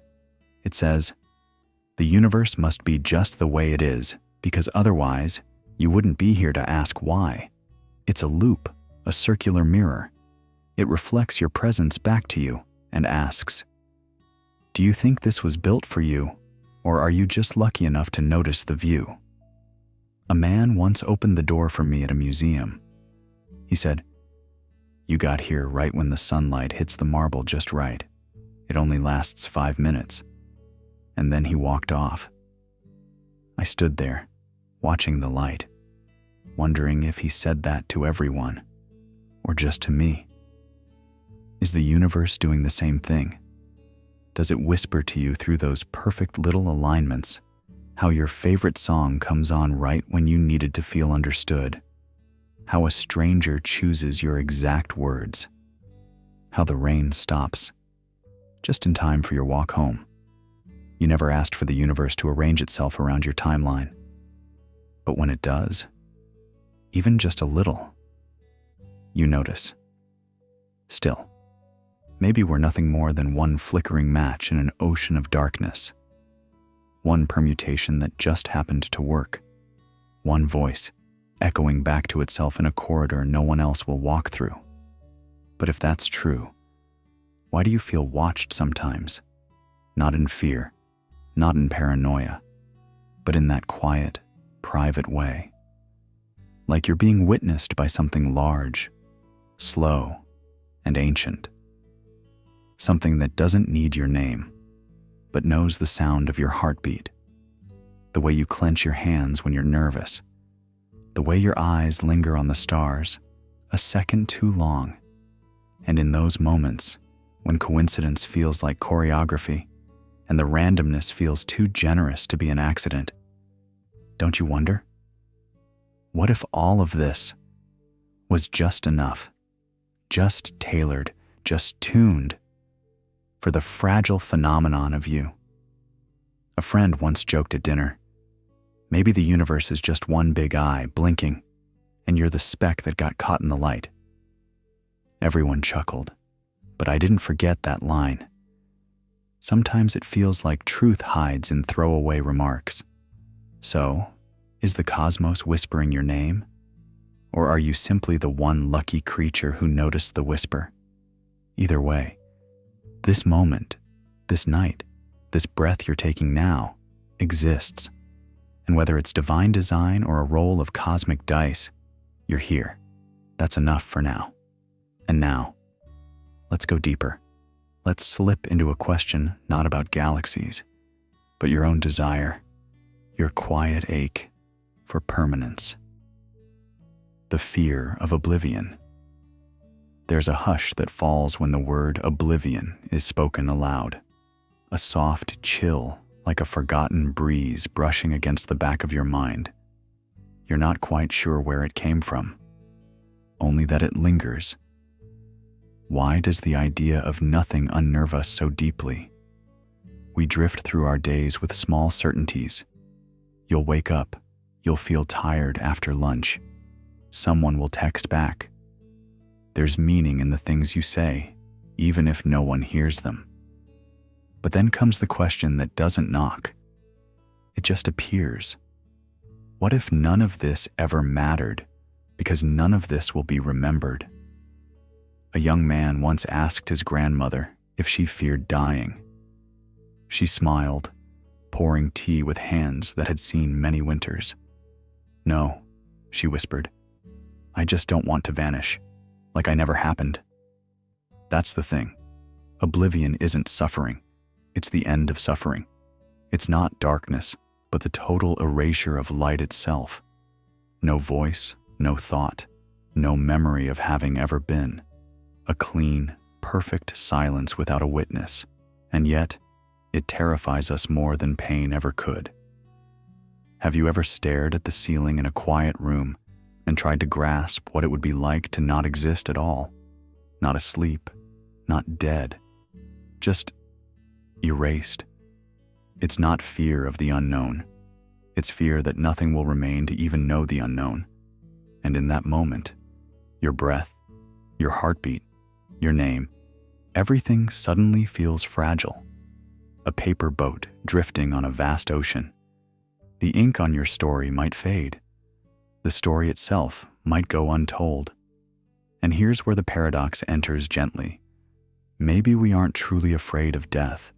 Maybe we're afraid that the meaning we crafted, every act of kindness, every person we loved, every time we whispered, "I'm here," will dissolve like vapor. No audience, no echo, no record. But what if that's okay? What if there's beauty in impermanence?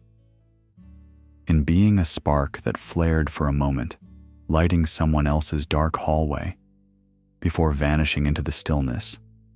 A barista once said to a customer, "You look like you've had a day. This one's on the house." That cup of coffee? It won't be remembered by history, but in that moment, it meant something. So maybe we're not here to be remembered. Maybe we're here to remember one another. A quiet form of immortality, held in passing glances, in shared seats, in asking gently, "Do you want the window seat?" without needing a reason. The fear of oblivion doesn't have to be an enemy. It can be a gentle invitation, a nudge to savor, a call to presence, a reminder that the now is the only thread we're guaranteed. And maybe, just maybe, letting go of the need to remain is what allows us to fully be. Because the firefly doesn't curse the night for being short. It dances while it can. So as you rest your head, let this truth hum through your body. You are here. You were here. You shimmered in the dark. And even if no one remembers your name, the night remembers your warmth. Now, let the silence carry you gently to the next question. The one that asks, not what you are, but what the universe becomes when you close your eyes. Quantum consciousness. There are nights when your thoughts don't feel like your own. They ripple, subtle, weightless, as if part of something larger. Not like echoes, but like currents. As if your mind is a sea stirred by distant stars. This is where the question begins to glow softly in the dark. Could your consciousness be entangled with the universe itself? You're lying still, the room quiet, the world outside slowing down. But something inside keeps flickering, like static behind your eyes. Scientists once believed the brain was a biological machine, built from firing neurons and chemical codes. But now, there are whispers, delicate, daring ones, that something deeper might be at play. That your awareness doesn't just rise from your body, but emerges from quantum threads woven into reality. What if your thoughts were not mechanical? What if they were cosmic events? A young woman, waiting at a bus stop, stares at the empty road. She isn't checking her phone or looking bored. Her eyes are soft, almost reverent. as if she's not just waiting for a bus, but watching the world unfold, step by gentle step. A stranger walks by and nods. She smiles, and suddenly, it's like both of them existed more fully in that moment. That's the thing. When you look at something, it changes. You bring it into clarity, like light filtering through fog. There's a strange theory in quantum physics that says the moon might not be there unless someone observes it. Without consciousness, reality doesn't snap into place. So maybe you're not just seeing the world. Maybe you're finalizing it, collapsing possibility into presence. You don't just witness the moon, you seal it into being, not with effort, with awareness. And this awareness, yours, isn't entirely explainable. Quantum biology suggests that deep inside the microtubules of your brain's neurons, particles exist in multiple states until you notice. Thought, then, isn't merely fire in the brain, it's fluctuation, decision, dance. A man once asked gently in the cafe line, "Would you mind if I went ahead?" My tea's already paid. There was no resistance, only connection. A moment folded into time, not by logic, but by shared consciousness. That, perhaps, is what you carry too. A consciousness that doesn't just observe, but interacts. Maybe this is why you feel people's moods before they speak, why a sudden silence can say more than words, why déjà vu lingers not as memory, but as a ripple across two layers of time. If your thoughts exist in quantum spaces, part wave, part particle, then your inner world is not confined. It expands, bends, and returns, like starlight bent by gravity. You don't just think, you resonate. And resonance, as we now know, changes things. Close your eyes now, if they're not already resting. Let the room blur, and the ceiling fade. Your breath is still here, but softer, like the sea when the moon isn't looking. And maybe you don't need to find an answer to whether the universe waits for your gaze. Maybe just looking at the world, at another person, or deep into the well of your own reflection is enough. Because if your gaze is what shapes reality, what do you shape when you finally turn that gaze inward? Take your time. There's no rush to understand, only the quiet permission to float, and let the next question rise from within. The observer effect of the self. The mind is quiet now, or quieter than before. The day has folded in on itself. You're finally lying still, yet your thoughts, like soft footsteps on a distant hallway, haven't stopped moving. And then a question lingers, as if it's been sitting there the whole time, waiting for you to notice it. Does watching yourself change who you are? It sounds innocent, even curious, but beneath it lies a strange discomfort, like staring at your own reflection too long until something feels slightly off, not wrong, just unfamiliar. You begin to sense that maybe, just maybe, the very act of looking reshapes what is seen. In physics, they call it the observer effect. Particles behave differently when measured. Light becomes a wave or a dot, depending on the gaze. But what if your mind works the same way?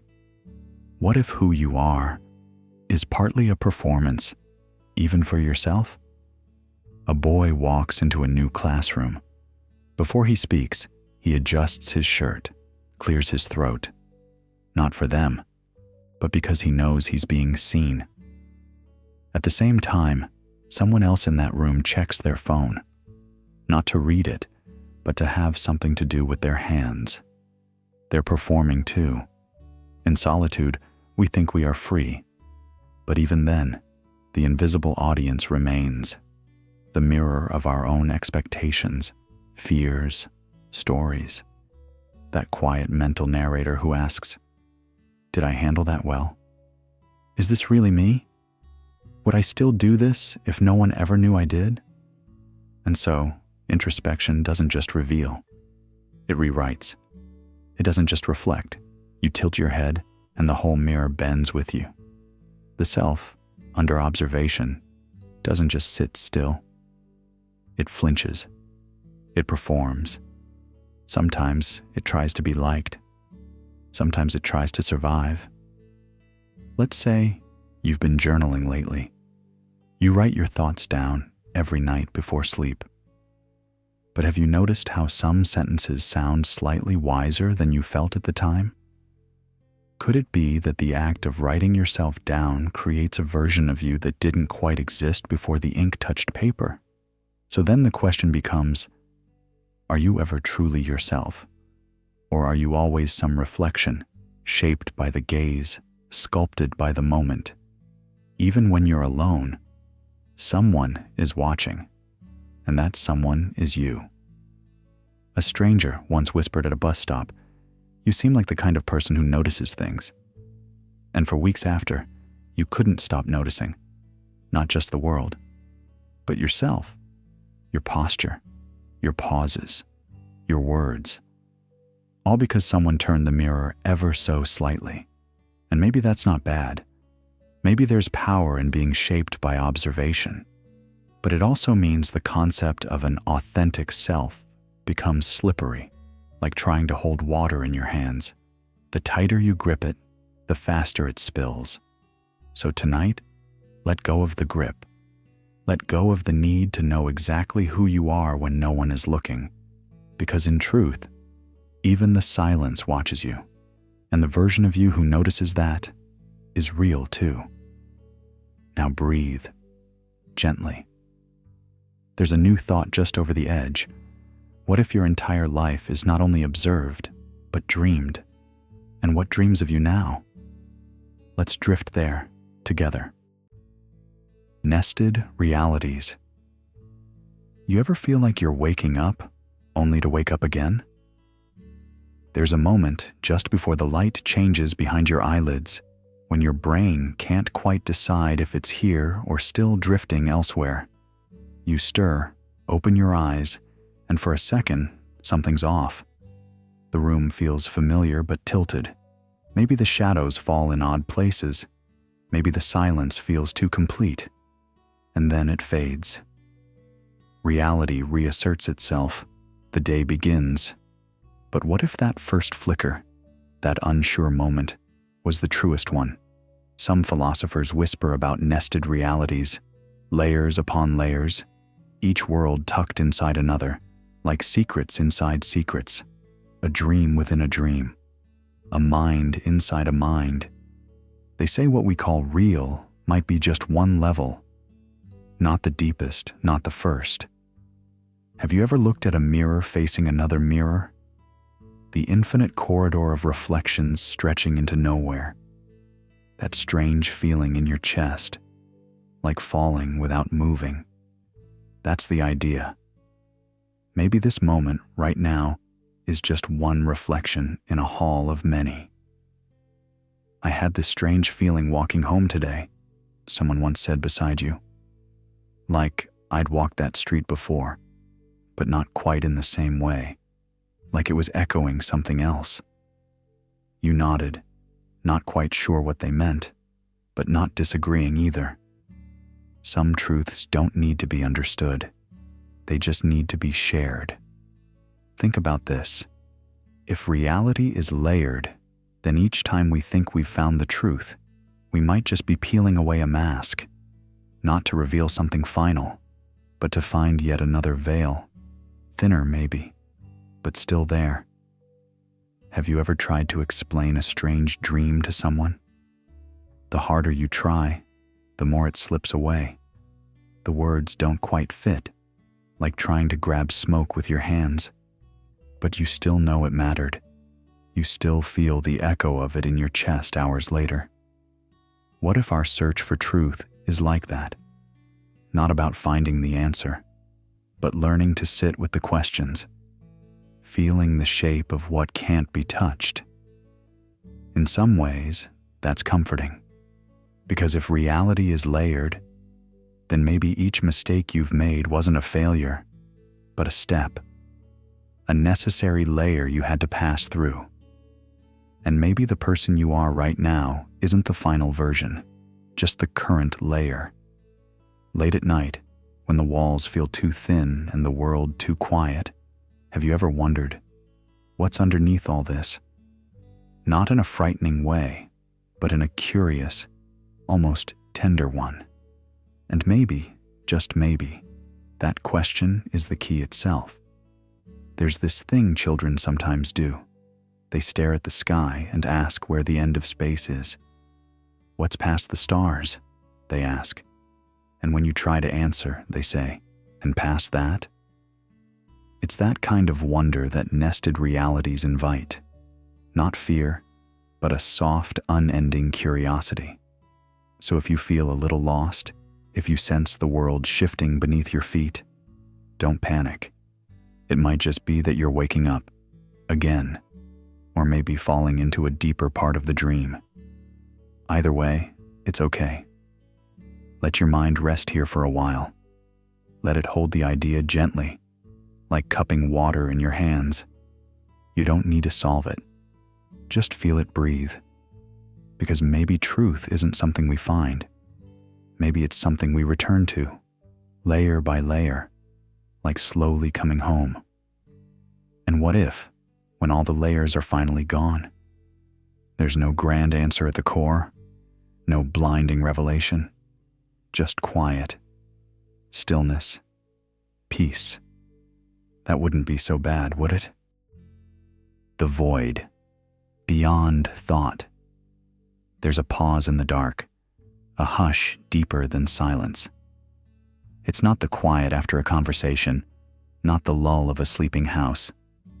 It's the space before even those existed, where thoughts don't echo because they were never formed, where your sense of I dissolves, like fog retreating from the morning sun that hasn't yet risen. Can you feel it? That moment when even your inner narrator goes quiet, not because it's resting, but because there's nothing to say. Sometimes, when you stare at the ceiling too long, your mind floats into that space. You stop labeling shadows, stop trying to solve yourself. You just hover. Not in fear, not in clarity either. Just in that odd limbo where everything has weight, but nothing touches the floor. A friend once told me, I think I touched that void once, at 3 a.m., lying in bed after crying, when even my sadness had nothing left to say. I nodded, not to give answers, but to feel the shared hush. That's the thing about this space. It doesn't demand to be explained. It doesn't chase definitions. It exists beyond the mind's ability to define, like a song with no melody, and yet somehow you still hear it. What happens when we strip everything away? Not just the labels and roles, but the subtle breath of being that whispers, I exist. What remains? It's not death. It's not sleep. It's something older, a place where neither ego nor memory dares to enter. A cradle made of absence, still warm from presence.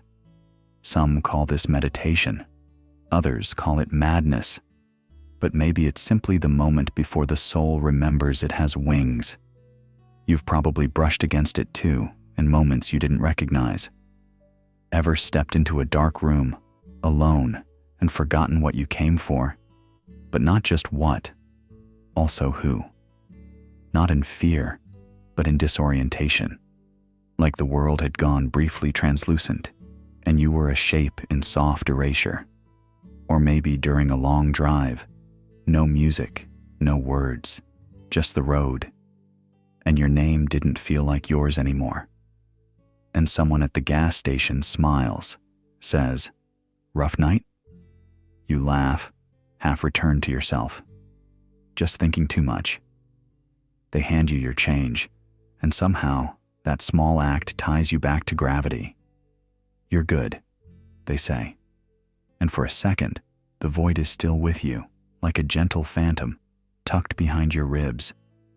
The void isn't absence like a hole in a wall. It's more like the silence between two notes in a lullaby, the part that makes the music feel alive. It's not terrifying. It's beyond terror. Before fear ever had a shape, this space was already there, watching, humming, waiting. And in some rare lives, it becomes a beginning. Mystics speak of it as a sacred threshold, the death of self before rebirth. Others recoil, call it madness. And perhaps it is. But maybe madness is just sanity stripped of furniture. No identity to sit on, no belief to lean against. Still, most of us don't live in that place. We just visit, accidentally, briefly, between the inhale and exhale, between what you meant to say and what you couldn't. And that's okay. Let it be a guest, not a ghost. A reminder that you are more than thought, but never less.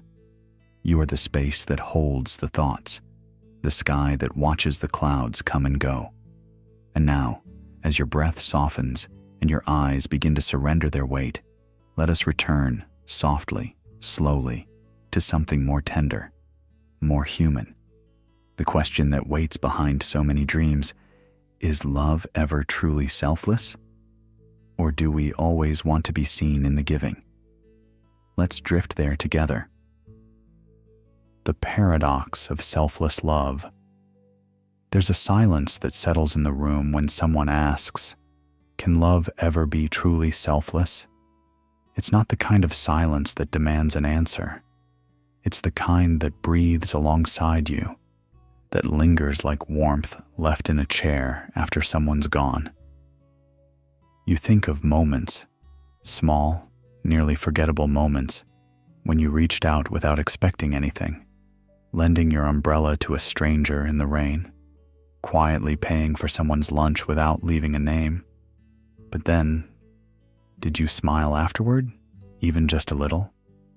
Was there a flicker of satisfaction, the soft echo of being the giver? Is that still selfless? A barista once handed me a coffee and whispered, "It's on the house today." I looked up, surprised, and they just said, "You looked like you needed it." Did they want a thank you? Or was my gratitude just the music they didn't ask for, but were happy to hear?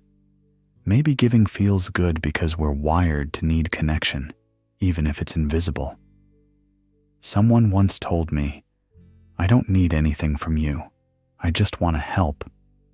And yet I watched their eyes, searching for safety, for acknowledgement, for something.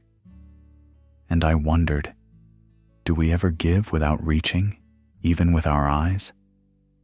But what if we're asking the wrong question? Maybe selfless love isn't about eliminating want. It's about softening it, letting it blur at the edges until the need becomes gentle, almost translucent. It's the joy in tying someone's shoe without waiting for thanks. It's sitting next to someone in silence, just so they don't have to feel alone. I saw an old man once, feeding pigeons in the cold, crumbling bits of bread into the wind. No one watched him. No one cared. But he smiled as if their fluttering filled something inside him, a quiet reward that didn't need a name. And maybe that's what survives. Not the grand declarations, not the scorekeeping, but the quiet moments of care, left behind like fingerprints on glass. You might be wondering now, have I ever been loved that way? Or given that way? And if I haven't, does it mean I'm unkind? It just means you're human, because even flawed love can be profound. Even wanting something back doesn't poison the gift. What matters is the feeling of opening your hand instead of closing it, of letting love flow through you, even if some of it sticks on the way out. So as you lie there now, maybe a little softer, maybe a little tired, let this question settle beneath your ribs. Is it still selfless if I'm better for having given? And if that question keeps echoing as you drift off, that's okay. You don't have to answer it tonight. Just let it drift, like a candle on water. Legacy and the echo of memory. What remains of you when you're no longer here? Not your breath, not your heartbeat. But perhaps something lingers, a soft trace in the air, like the warmth left in a chair just vacated, or the scent of a familiar sweater folded away. Legacy is often dressed in marble and grand speeches, in statues and sons named after fathers. But strip that down. What is legacy, really? Maybe it's the way someone pauses at a crosswalk because you once said, "Always double check." Maybe it's the quiet resilience in a friend you encouraged when they were about to give up. Or the way someone still laughs at a joke you told, long after they've forgotten it was yours. A man once asked, half jokingly, "Will I be remembered for anything more than the dent I left in the sofa cushion?" And I smiled. Not because it was funny, but because maybe that's the point. Maybe it's not about being remembered for centuries, but about mattering completely, for a moment. There's a kind of immortality in presence. When you're fully here, really here, eyes meeting, words sincere, you carve into time. Not with permanence, but with impact. Even if the story vanishes, the emotional gravity stays. A stranger once said, "You looked like you needed that smile." And for some reason, that one sentence stayed with me longer than some entire friendships. The truth is, memory fades. Even names we swore we'd never forget slip quietly out of reach. And that's okay, because perhaps the goal isn't to be eternal, but to be authentic, to live so vividly that even if forgotten, you were never invisible. Does that frighten you? Or does it free you? When you realize you don't need to be remembered by the world to leave behind meaning, your shoulders loosen. You stop performing for the future and start paying attention to the now. The feel of cold water on your hands, the way someone's voice slows down when they're tired, the rhythm of your own breath when the room is still. And when the lights go off and the applause never comes, it's enough to know that somewhere, someone sat a little taller because of something you once said. Not everything echoes forever, but some things hum quietly through time. Let it hum softly as you drift, and now allow that echo to dissolve. Let go of the need to be remembered. Rest in the reality that this moment, fully lived, is already enough. As the next thought tiptoes in, we follow its sound, where every memory collapses into now and every heartbeat becomes a lullaby. Sleep gently. You're still here. The present as an illusion. You pause at the edge of the day, letting your body sink just a little deeper into the softness around you. A breath lingers, a heartbeat echoes, and then comes the question, so quiet it nearly goes unnoticed. What if this very moment, this now you're feeling, isn't truly there at all? They say the present is where life happens, but if you reach for it, really reach, you'll find it has no edges, no surface to hold. Physics has a gentle way of breaking our sense of certainty. Time, it suggests, isn't a straight road or a line we walk upon. It's a dimension, like the stretch of space or the depth of a lake. There's no universal now, just coordinates from your point of view. The past and future, so often treated as stories or theories, may be just as real as the second you think you're living in.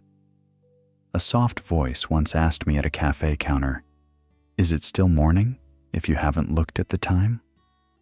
We laughed, but that laugh carried something heavier beneath it, because you realize, the moment you recognize the present, it's already moved on. Like catching a snowflake that melts in your palm, the now vanishes in the act of noticing. You never get to hold it, only chase its shadow. And yet, maybe that's the point. Maybe presence isn't a destination, but a muscle, one that flexes when we stop pretending we can freeze time. You practice it, like how someone might slow their walk to match yours on a quiet street, like pausing before replying, like taking one more second to look at someone's eyes before looking away. There's no final arrival, but there's this, a soft, private ceremony of showing up, of letting your awareness kiss the surface of life, even if it can't grip it. You whisper to yourself, was that real or just a flicker? But what if it doesn't matter? What if reality isn't found in the solidity of moments, but in your willingness to meet them again and again, no matter how slippery they seem? You've probably done this before without realizing it. Asking a stranger, is this seat taken?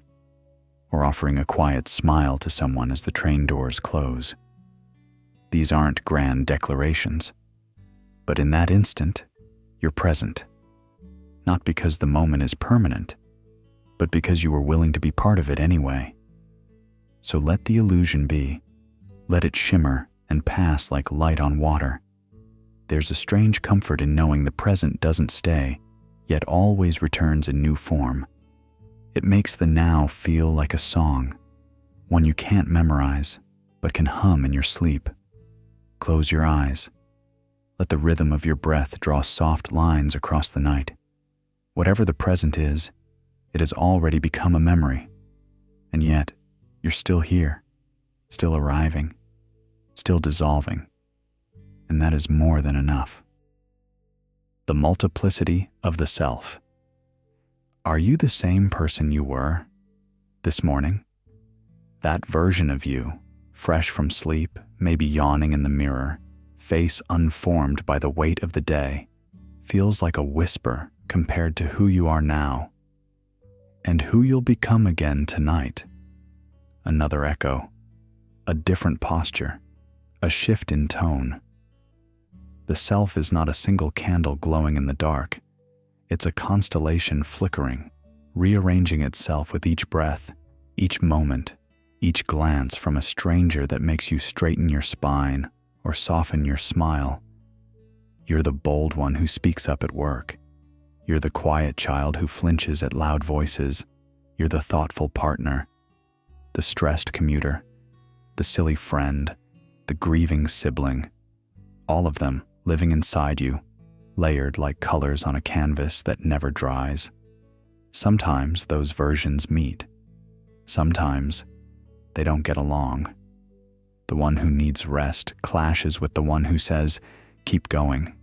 The one who forgives holds hands with the one who remembers. Yet somehow, you continue. You're a song that doesn't break even when sung by a choir of contradictions. A man once leaned against a subway pole and said, I feel like I'm a different guy on the train than I am at home. The woman beside him laughed gently and said, yeah, me too. But both of them still cry during the same sad movie. So, what holds them together? What makes you you? It's not a name.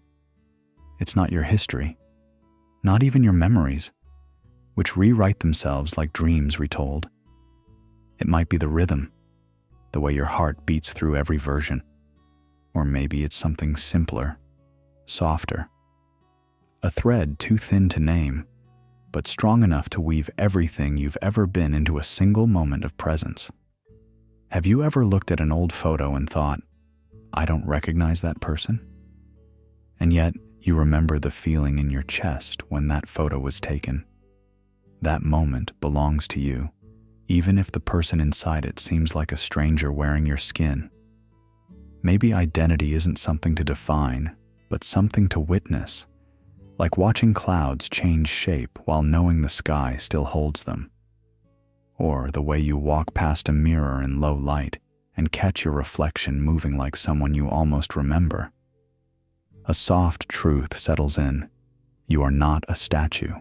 You are a tide. You arrive differently with each hour, and that's not a flaw. It's a kind of music. And now, as the night deepens and the room quiets, listen closely. Can you hear it? that hush between your thoughts, the brief pause between all the selves you carry, a moment without performance, a breath without identity. That silence might be the closest thing to your truest self. And if you fall asleep here, in this gentle gap between voices, know this: you're not broken. You're just beautifully unfinished. And that's enough. The hard problem of consciousness. There's a quiet moment just before sleep when you catch yourself watching your own thoughts, like standing outside the theater, listening to the echoes of a show you didn't realize you were performing. And in that strange stillness, a question arrives, not with urgency, but with the hush of a tide rolling in. Why does it feel like something to be you? Not just that you think, or breathe, or move, but that there's a felt presence behind it all. Something soft and electric, like being both the candle and the flame. Science maps the circuitry, the neurons, the chemistry. We know what lights up when you hear a song that breaks your heart. But what about the heartbreak itself? What about the blue of blue? Not the wavelength, but the blueness. You've probably sat at a red light, half awake, half aware, and wondered, how is it possible that this moment feels like something?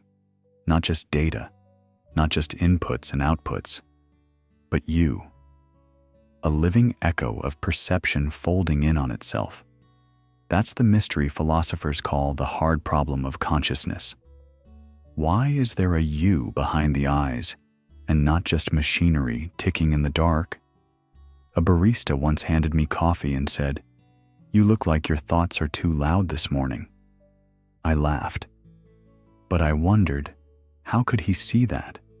And what is it he saw, if not a kind of light flickering behind the curtain of skin? Maybe we don't have consciousness. Maybe we are consciousness. And the rest, thoughts, sensations, time, even fear, they're just clouds passing through a sky that doesn't hold on to them. A sky that isn't trying to explain itself, only to hold it all lightly, like a dream that never insists on being understood. Is that why music can break us open without saying a word? Why a stranger's kindness on a bus lingers longer than logic allows? Maybe we're not machines after all. Maybe we're what's left when the machinery gets quiet. And in this still moment, where the lights are low and your body begins to fold into rest, it's okay if you don't understand it. No one really does. Even the scientists whisper about this problem like it's sacred. Like it's the one thing they can't touch. Let it be your permission to drift. You don't have to find the answer tonight. Just feel the softness of being a question wrapped in skin, of being the sky that holds its own weather. And as your breath slows, ask quietly, not to solve, just to wonder. Does anyone else feel it the way I do? The problem of other minds. You close your eyes, and in the velvet silence of your room, a thought emerges. Soft, persistent, like a ripple in still water. How do I know that you are real, not just in body, but in thought? There's no passport into someone else's mind, no hidden staircase that lets you walk into their joy or sorrow. What you see are faces. What you hear are words, but the feelings behind them, those live behind locked doors. It's strange, isn't it? You might sit across from someone at dinner, watching their lips move, nodding at the right moments, even laughing together. And yet, a small part of you knows you are guessing, always guessing. Are they really here with you? Or are they just performing a role, the same way you sometimes do? On the subway home, a woman hands her seat to an old man. "Long day?" she says with a smile, and he chuckles. "Long life." In that exchange, there's warmth, but no way to know what he truly feels. Maybe he's lonely. Maybe he's just polite. Maybe he's a ghost in a machine. This doubt doesn't mean we stop loving. It means our love is brave, because we love without proof. We lean into someone's world, hoping they are really there. Maybe that's why connection feels so sacred, not because it's certain, but because it never is. Some nights, you lie next to someone, fingers almost touching, breath sinking like tides, and even then, you wonder, do they feel what I feel? Or are we just dreaming side by side in different languages? Still, we reach for each other. We hold hands not to confirm the other's soul, but to quiet our own. Maybe that's enough. A child runs up to her mother in the park, hugs her tightly, then asks, "Mommy, do you think my teddy bear loves me back?" And the mother just smiles, brushing the hair from her daughter's face, whispering, He might just be waiting for you to believe it first." In a way, we're all teddy bears to each other, animated by belief, given life by trust. And yet, in the shadow of this beautiful mystery, another thought waits patiently to be noticed. If we can't even be sure of others, can we be sure of ourselves? Or are we too, strangers looking out through our own eyes, wondering if the person in the mirror is pretending? The question lingers like fog on a window, and as it softens into silence, so does your mind, no longer searching for answers, just floating with the rhythm of doubt and wonder. You are safe here. You are drifting, and you can come back to the question later, if you need to. For now, just rest in the quiet knowing. Even if you can't see into another's mind, someone out there once looked at you and chose to believe. Let that be your lullaby. Determinism and fate. There's a quiet place between waking and sleep where questions echo softly, like footsteps in freshly fallen snow. In that space, one gently rises. If everything follows cause and effect, could you have done anything differently? Maybe earlier today, you took a different street just because the sun warmed your face that way. Or someone held a door open for you, and suddenly, the entire rhythm of your day shifted by seconds, minutes, hours. But pause. What if even that moment, the tilt of your head toward the sun, was already set in motion long before you felt it? Determinism tells us that everything, your heartbeat, your heartbreak, your hesitation before replying to that message, is part of an endless chain. A flicker from your childhood, a glance from a stranger, a chemical twitch inside your brain. It's all dominoes, one after the other. Unstoppable. A quiet voice in the room whispers, "Then, was it even you who chose?" And another voice, perhaps your own, replies, "But I felt like I did." You're not alone in that tension. Maybe you've stood in a supermarket line, wondering why you picked that particular brand of cereal. Was it because of a memory, a commercial jingle, your mom's voice decades ago? Or were you always going to choose it, like a leaf always falls the way the wind commands?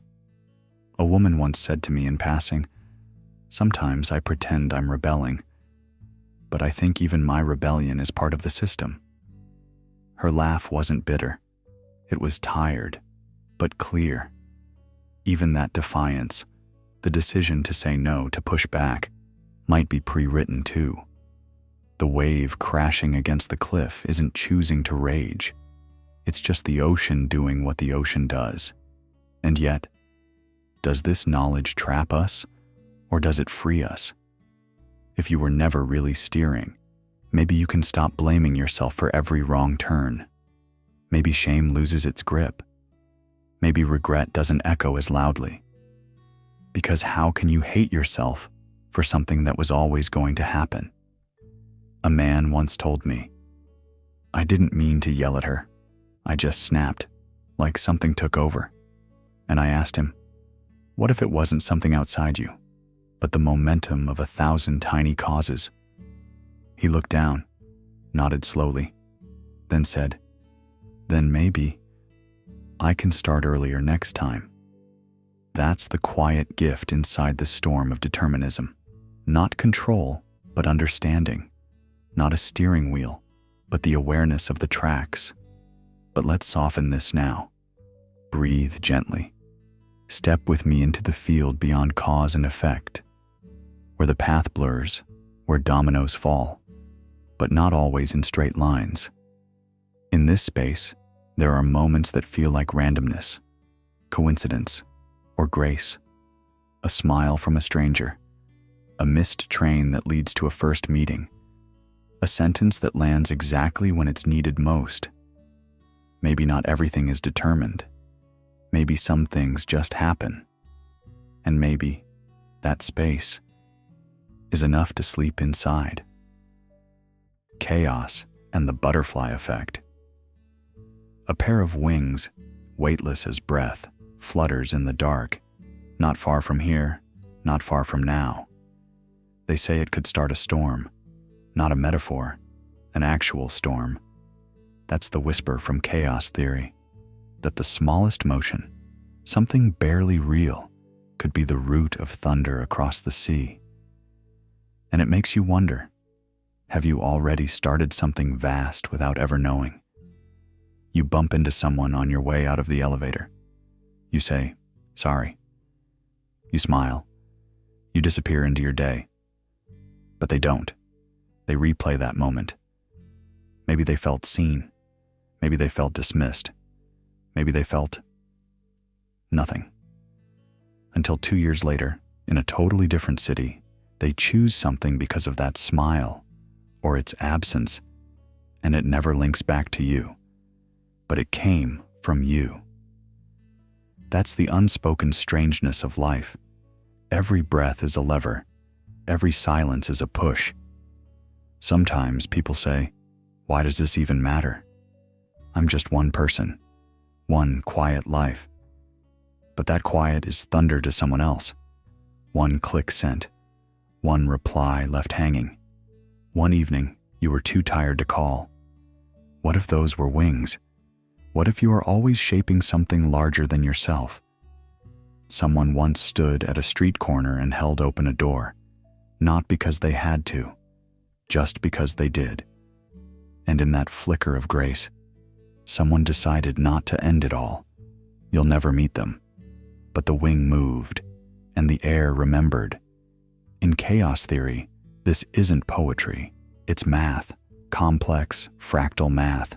Equations that say the tiniest thing can become the biggest, that life isn't linear, it's trembling, and you are always at the center of it, whether you want to be or not. Did I matter today?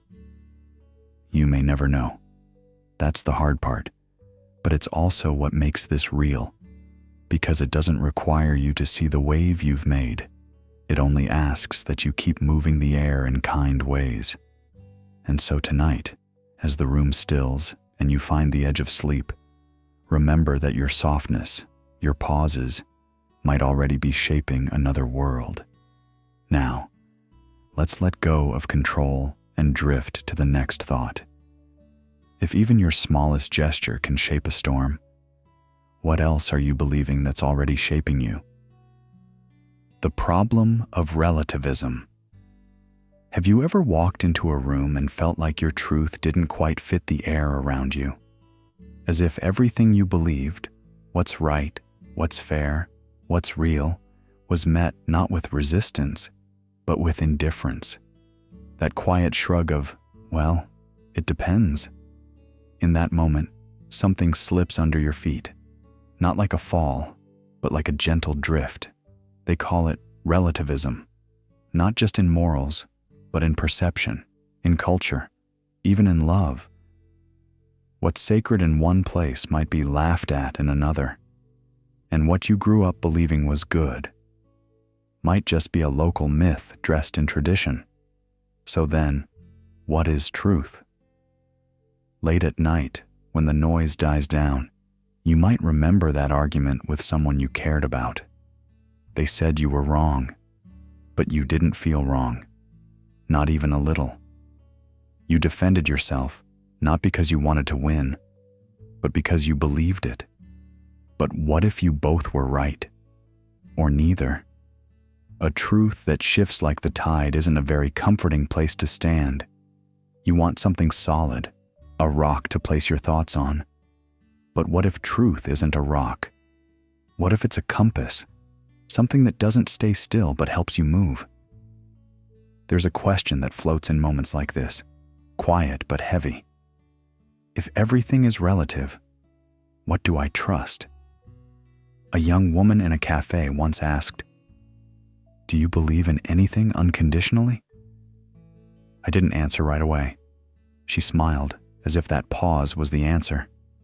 Sometimes even silence feels like a reply. Maybe that's the trick. Some truths aren't spoken, they're lived. And you? Have you ever told someone, "This is just who I am," only to feel it shift a year later? Not because you lied, but because you grew. If truth can evolve without breaking, maybe it's less like a rule book and more like a river. Still water, but never the same water twice. But there's a danger too, isn't there? If everything bends, then who decides what's real? Gaslighting thrives in that space, the murky fog where no one claims the light. You know what it feels like when someone twists your memory until even you question it. That moment when your truth becomes too quiet to hear over their voice. Still, relativism doesn't always mean chaos. It can be compassion. It can be the reason you hold your tongue when your neighbor worships differently, or why you let someone cut in line because their day just looks heavier than yours. Sometimes, being flexible isn't giving up your truth. It's offering someone else a chance to breathe. And yet, when the lights are low, and it's just you and your thoughts, what guides you? Is it a principle, a voice, a feeling in your chest? Is it something you return to, even when the world spins? There's no need to answer now. Let the question hold you like a warm, weighted blanket. You don't need to solve it. You only need to let it drift beside you. And as your breath slows, as the bed beneath you becomes a kind of gentle earth, let this question be a lantern, not a burden. Truth may not be a destination. It might just be the way you walk. Sleep comes easier when you're not holding everything so tightly. And if you wake before the world does, the question will still be here, waiting quietly. The illusion of control. How much of your life did you really choose? This question doesn't knock. It slips in like dusk at the edges of your day, subtle and soft. You feel it settle behind your ribs as you lie in bed, the hum of the world fading, not as accusation, not as judgment, but as gentle wonder. And in that stillness, you begin to trace the silent architecture of your own becoming. Were you the one who picked the town where your story began? The accent that shaped your voice? The way your mother held you? Or didn't? Some of the deepest threads of who you are, your reflexes, your fears, your hungers, were sewn into you before you could speak. There are hands you never saw that wrote the first lines of your internal dialogue. And so, you ask, what part of this narrative is truly yours? I've always hated the rain, someone once said beside you, pulling their coat tighter. But maybe that's because my dad left in a storm. A moment like that lingers, doesn't it? As if a memory, long buried, just surfaced for air. It's in those everyday confessions that we realize how often we inherit our responses long before we name them. And yet, not all is predetermined. Perhaps control was never about holding the pen, but choosing how to read the lines. You didn't pick the storm. but you choose whether to curse the sky or let the rain baptize your thoughts. You didn't shape your past, but tonight, you shape your posture toward it. When someone holds the door with a smile and says, "Looks like you're right on time," something shifts. Not because the universe planned it that way, but because in that tiny kindness, in that unnoticed moment, you find a choice to feel welcomed, to believe that even without control, there can still be grace. Maybe that's what real control looks like. Not power, but presence. Not force, but fluidity. You can't rewind the clock or rewrite your origin, but you can respond. You can notice the pause before you speak, the breath before you react, the whisper that says, "This time, I'll do it differently." Sometimes all it takes is a reason as simple as, "Can I sit here?" My legs cramping up. And suddenly, the situation softens. Not because you dominated it, but because you moved within it. So as you lie there now, with the lights dim and the world hushed, let this thought breathe with you. You are not the author of every page, but you are the rhythm between the words. You are the pause that chooses peace. And even in a life largely written before you arrived, your response is still poetry. Let that truth sink into your chest, not as a burden, but a blessing. Let it loosen your shoulders. Let it be the quiet gateway into sleep. Because even without control, you are still the one who decides how to let go.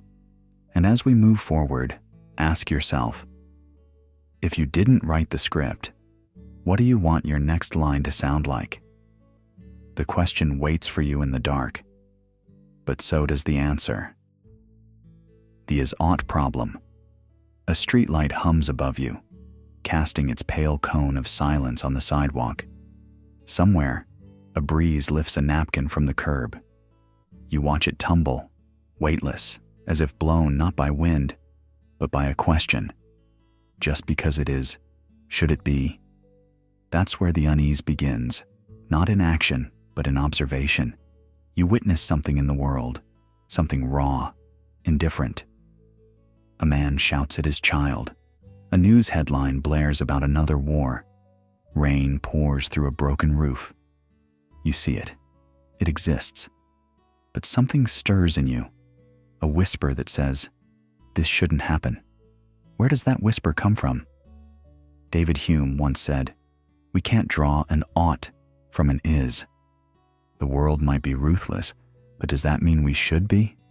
Nature consumes itself without remorse. Storms tear trees from their roots. Lions chase deer. And yet, when a friend lies to us or someone cheats in line, we feel something else.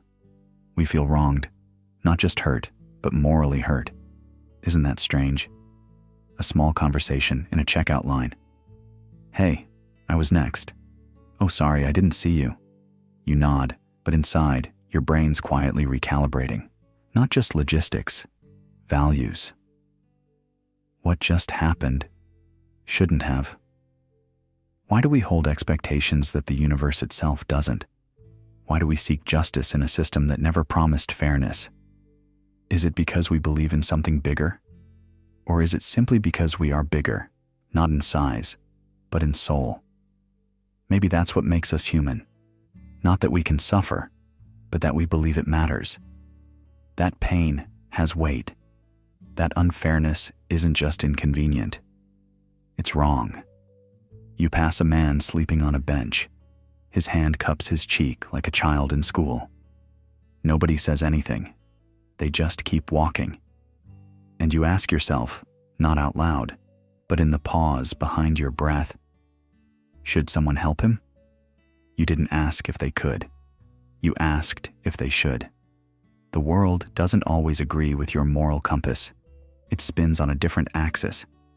But still, in the quiet, something flickers in you. A pulse, a pull, a soft defiance, like a candle lit in a storm, not to stop the storm, but to refuse to be it. Maybe that's where morality lives, not in the sky or in ancient rules, but in your refusal to accept what merely is. So tonight, as your thoughts begin to scatter and your breath deepens, let that small voice rest too. It has carried the weight of ought all day. Let it set it down just for now. We'll pick it back up tomorrow. And for now, follow me gently into the next ripple, into the delicate folds of memory where time softens and reshapes what we believe to be true. The unreliability of memory. There's a strange comfort in the way a memory returns, soft at first, like fog curling at your feet. You try to touch it, but it shifts. The face you loved had different eyes. The voice you recall. Was it ever that deep, that warm, that cold? And then the question slips in like a breath through a crack in the window. If memory can be changed, what remains of the truth? It's not a betrayal. It's just how the brain works. Researchers have studied this for decades, and they keep finding the same unsettling beauty. Memory isn't a tape recorder. It's a painter with trembling hands, working from faded sketches and sudden feelings. Every time you recall a moment, you don't just revisit it, you rewrite it, add a stroke, lose a detail. Over years, you remember your version of the story, not the story itself, not the scent of the rain, but the meaning you gave it. There's a cafe I used to walk past every morning. I can still picture the chipped blue table near the window. But now I wonder, was it blue? Or did I decide it was blue because blue makes the memory more cinematic? You start to realize your entire past might be a series of emotional edits stitched together to hold some shape in the dark. And what does that mean for who you are? If your identity is shaped by memory, and memory is shaped by emotion, bias, repetition, and suggestion, then who are you really? Maybe the self isn't made of fixed recollections, but rather of the feeling we carry as we move through them. Not the photo, but the way you look at it when no one else is watching. Sometimes it shows up in small moments. A friend insists you said something unkind at a party 5 years ago. You're sure you didn't. They're sure you did. Both of you remember with conviction, and neither of you is lying. So who holds the truth? Maybe no one. Maybe truth, in this case, is a shared shadow. Two people trying to describe the same flame from different angles. Or in more personal hours, you wake at 3:17 a.m., mind wide open, remembering how your father once laughed at your drawing. It stings. But then, another night, the same moment reappears, and you feel only warmth, because now you see the smile behind the laugh. The memory didn't change. You did. And maybe that's the quiet miracle of it all. The past isn't fixed. It bends toward who we are now. Sometimes that brings healing. Sometimes it brings loss. But it also means that no one moment defines us forever. Even if we carry guilt, or regret, or pain, it's never carved in stone. Just ink on skin that the years slowly blur. And so, when someone holds the door for you at the store and smiles without a word, you feel a strange sense of recognition, as if they just rewrote a memory you didn't know needed changing. You carry it, not like a weight, but like a song you heard once and can't quite place. Familiar, fleeting, yours. So if memory is not a recording, but a living thing, then perhaps truth isn't what was, but what echoes. Not the facts we swear by, but the feelings we keep returning to. Now, gently, let's step away from personal memory and lean into something even older. The question of how it all began, where everything came from, before there were even minds to remember. Why is there something rather than nothing? The question floats in like a breath of cold air on a windless night. Not loud, Not urgent, just there, resting on your chest as you lay in the dark. Why? Is there anything at all? You can hear the faint hum of your room, the ceiling above, the pulse in your wrist, all signs that something exists. But beneath it, under every heartbeat and exhale, is the softest murmur. What if there had been nothing? It's not about stars or planets or atoms.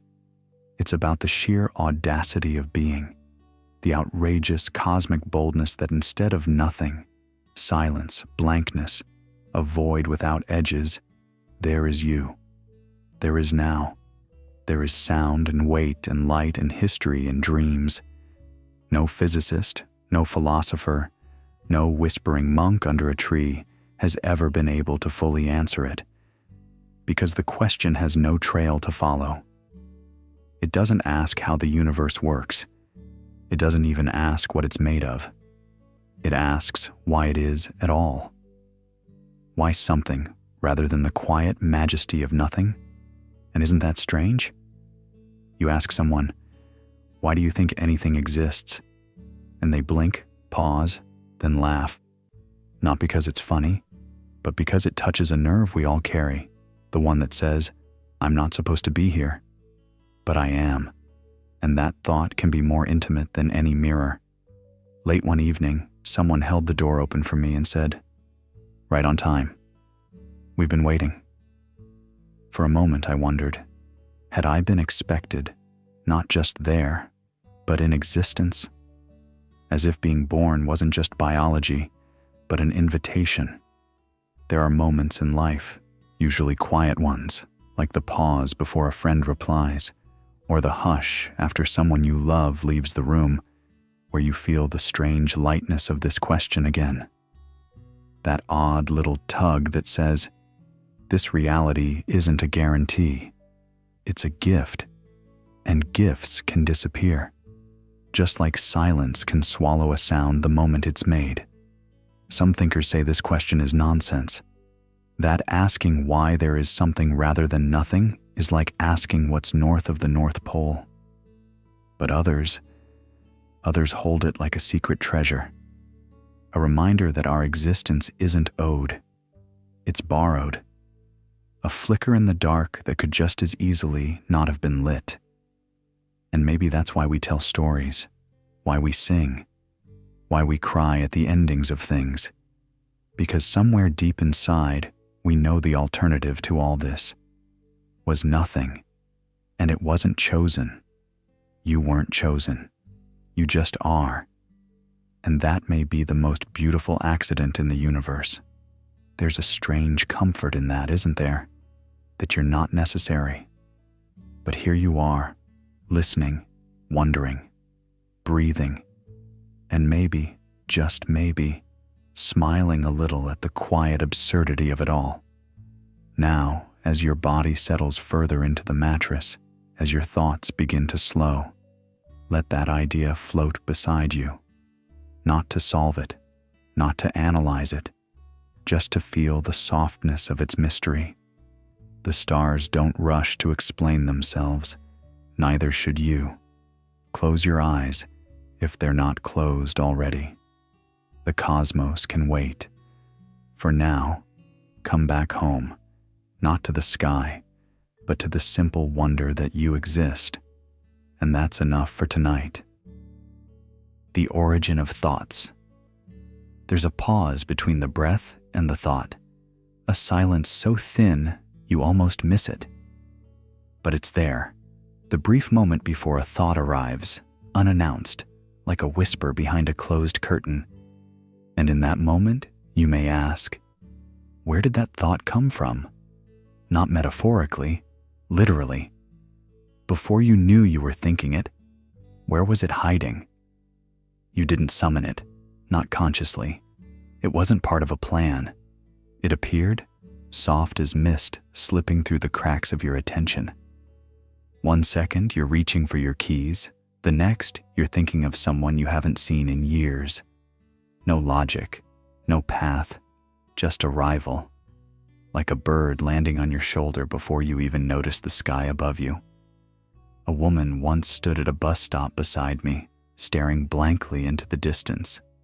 Without warning, she said aloud, "Do you ever feel like your thoughts aren't really yours?" Then she blinked and chuckled.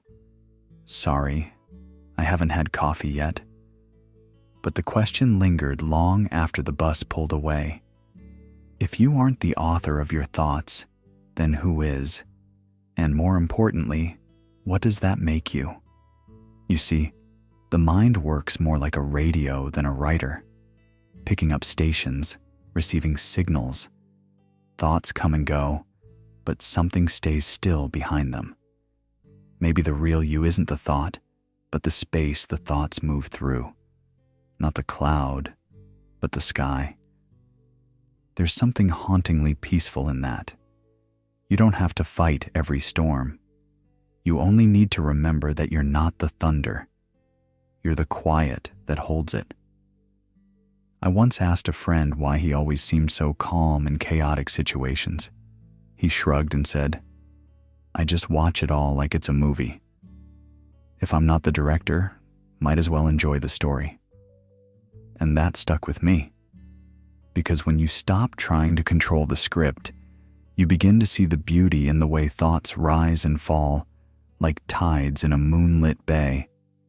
You are not the wave. You are the ocean it forgets it belongs to. Now, as the room darkens and your mind loosens its grip on the day, try not to chase the thoughts. Let them come. Let them leave. Let the silence between them stretch a little longer. You're not broken for drifting off. That's just your awareness floating home. And if you wake again, this question will be here, waiting like a feather in still air. If you don't choose your thoughts, who does? Can infinity be understood? There's a moment right before sleep when the mind loosens its grip on boundaries. It's when you're no longer sure where the ceiling ends and the sky begins. In that soft blur, the question arises like mist from warm ground. Can the finite mind ever understand the infinite? Not count it, not label it, but truly understand it. You might have brushed against the idea once, maybe during a silent drive, when the road kept unfolding and never seemed to end. Or standing by the ocean, when the water stretched so far, it became a thought rather than a thing.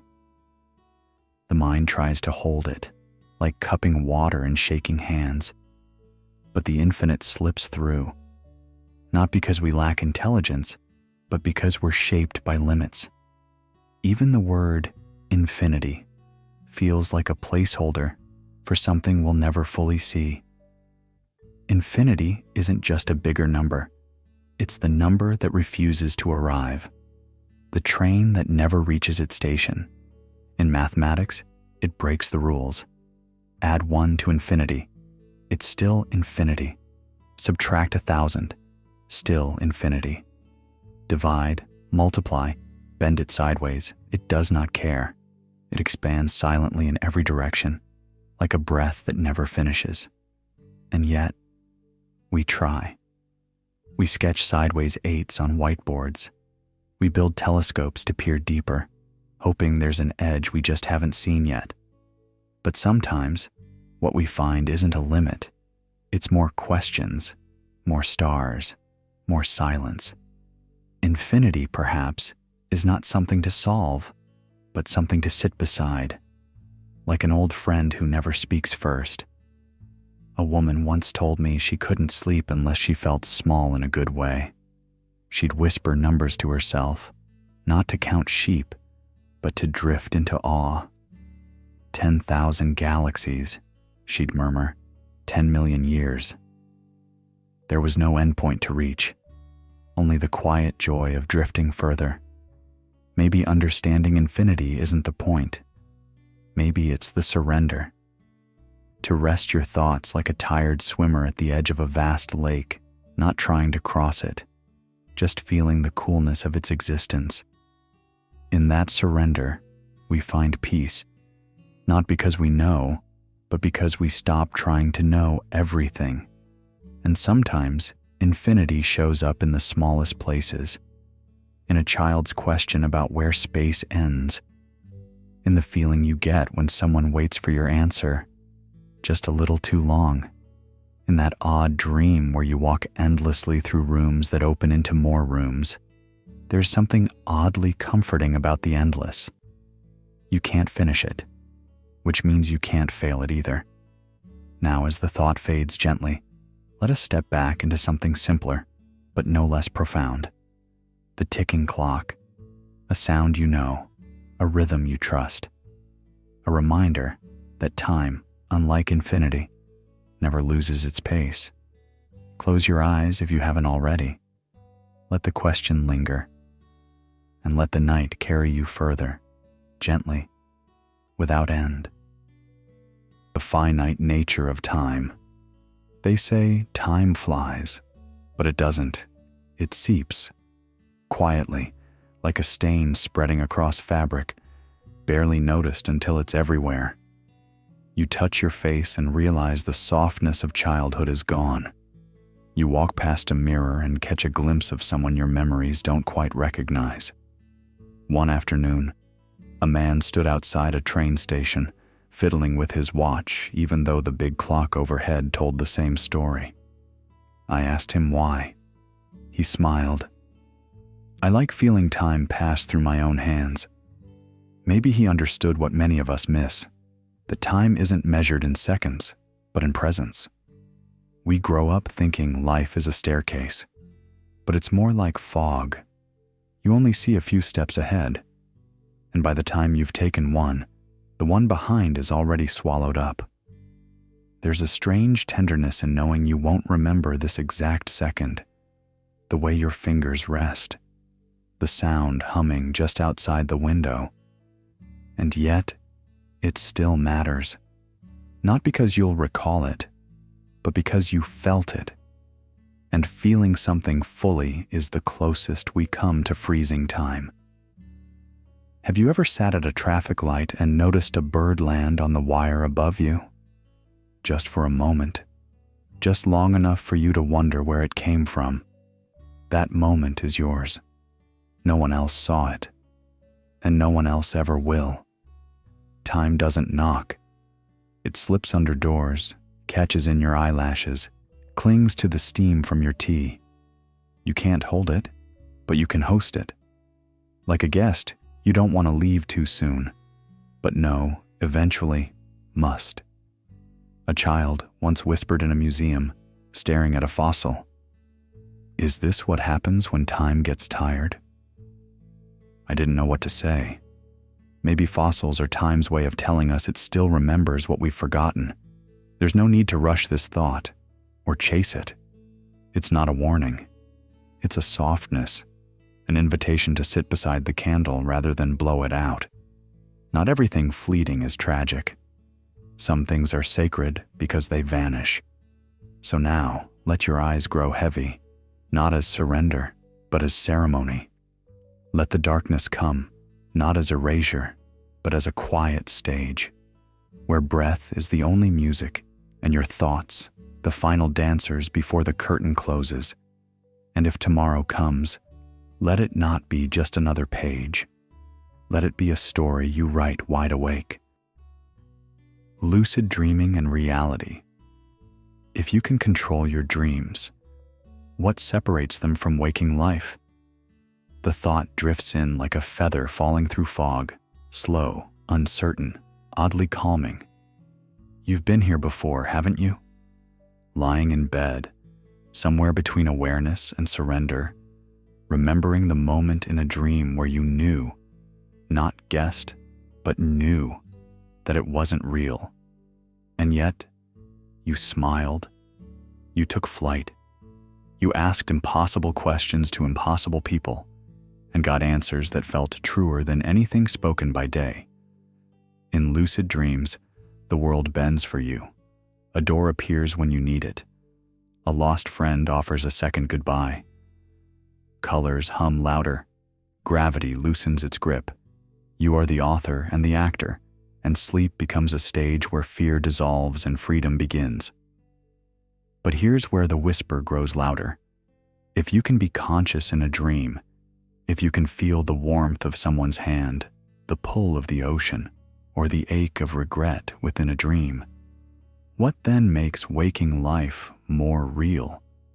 Maybe reality is just another layer, with tighter rules, heavier weights, and fewer second chances. Or maybe it's just a dream so well rehearsed, we forgot we were dreaming it. Someone at a bus stop says, "I had the weirdest dream last night.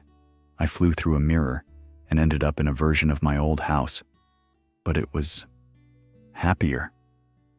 Their friend laughs, but there's a pause, a moment where neither speaks, as if something in the dream had echoed deeper than the joke could cover.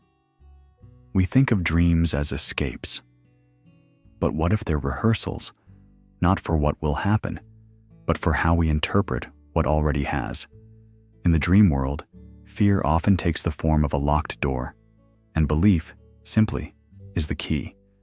You believe the door will open, and so it does. That quiet lesson lingers, even awake. Someone once asked, "What if this is the dream?" And no one could answer. Not fully. Because perhaps we've all woken into illusions more than once. You think you know a person, then see a side you never expected? You swear you'd never forgive, and yet you do. A job you hated becomes a memory you miss. Isn't that dreamlike too? The way meanings shift when you least expect it? You walk into a room, forget why you came in, and then, click, the reason returns. Isn't that what happens in lucid dreaming too? You forget you're dreaming, until suddenly you remember. Lucid dreaming teaches that clarity doesn't always come from control, but from surrender, not escape, but presence. To realize the strangeness of the moment you're in and choose to remain, not run. So maybe the real question isn't what's real. Maybe it's this: what do you choose to believe is real? Because belief is the ink that sketches the scenery of our lives. And the moment you realize that, the world might shift just a little. Now, let's drift. Not away, but deeper. Deeper into the dream that whispers to lovers, haunts poets, and waits patiently behind the eyes of children. The one that asks quietly, almost shyly, what is love if not a lucid dream shared by two? The search for meaning. There's a silence that follows us, isn't there? Not the silence of a quiet room, but the kind that lingers even when you're surrounded by noise. The hush beneath the hum of life. And sometimes, in the stillness before sleep, that question drifts in like mist beneath the door. What if life has no meaning? Unless I give it one. You don't need to answer it. Just let it sit beside you like a curious old friend who doesn't mind being misunderstood. Some say the universe never promised us meaning, that it simply exists, vast, patient, indifferent. But that doesn't mean we're lost. It might mean we are free. Existentialists whisper to us in quiet human words. Meaning isn't something you find like a coin in the street. It's something you create, like a song that hadn't existed until you sang it. Maybe the cosmos isn't mute, after all. Maybe it's a great acoustic chamber, waiting for your voice to fill it. One time, I remember a moment so small it could have slipped by unnoticed. A barista handed me the wrong drink, then smiled and said, "This one's on me. Looks like you needed it more." I didn't, but her kindness felt like a brushstroke on a blank canvas. And for that morning, that was meaning enough. You see, you don't have to wait for some grand calling or revelation. Some days, brushing someone's hand when handing them change is the whole point. Some nights, just staying is a form of creation. Your breath, your being, that's the ink. And when it feels like nothing adds up, maybe it's because you're using someone else's math. The world may not offer you a manual, but it gives you a mirror. And sometimes, just looking back with softness is its own act of rebellion. So tonight, you don't need to answer the question. Just let it drift softly across the lake of your thoughts. Let your heart hold it, not your mind. And if you fall asleep in the middle of the wondering, that too is meaningful. The night does not demand a conclusion, only that you are here. And now, with a slow inhale and a gentle exhale, we step forward into the riddles that fold time into loops, where even identity can ripple like water. Let the next question arrive like a breeze brushing your face. You are not behind. You are exactly on time. Panpsychism.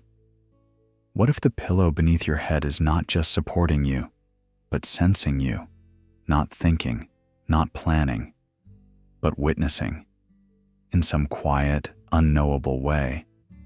Panpsychism whispers an ancient possibility into your drowsy thoughts, that consciousness is not a rare miracle reserved for humans or animals, but a basic ingredient of the cosmos itself, not something that emerges in brains, but something always there, tucked into every particle, humming in every drop of rain, waiting in every stone.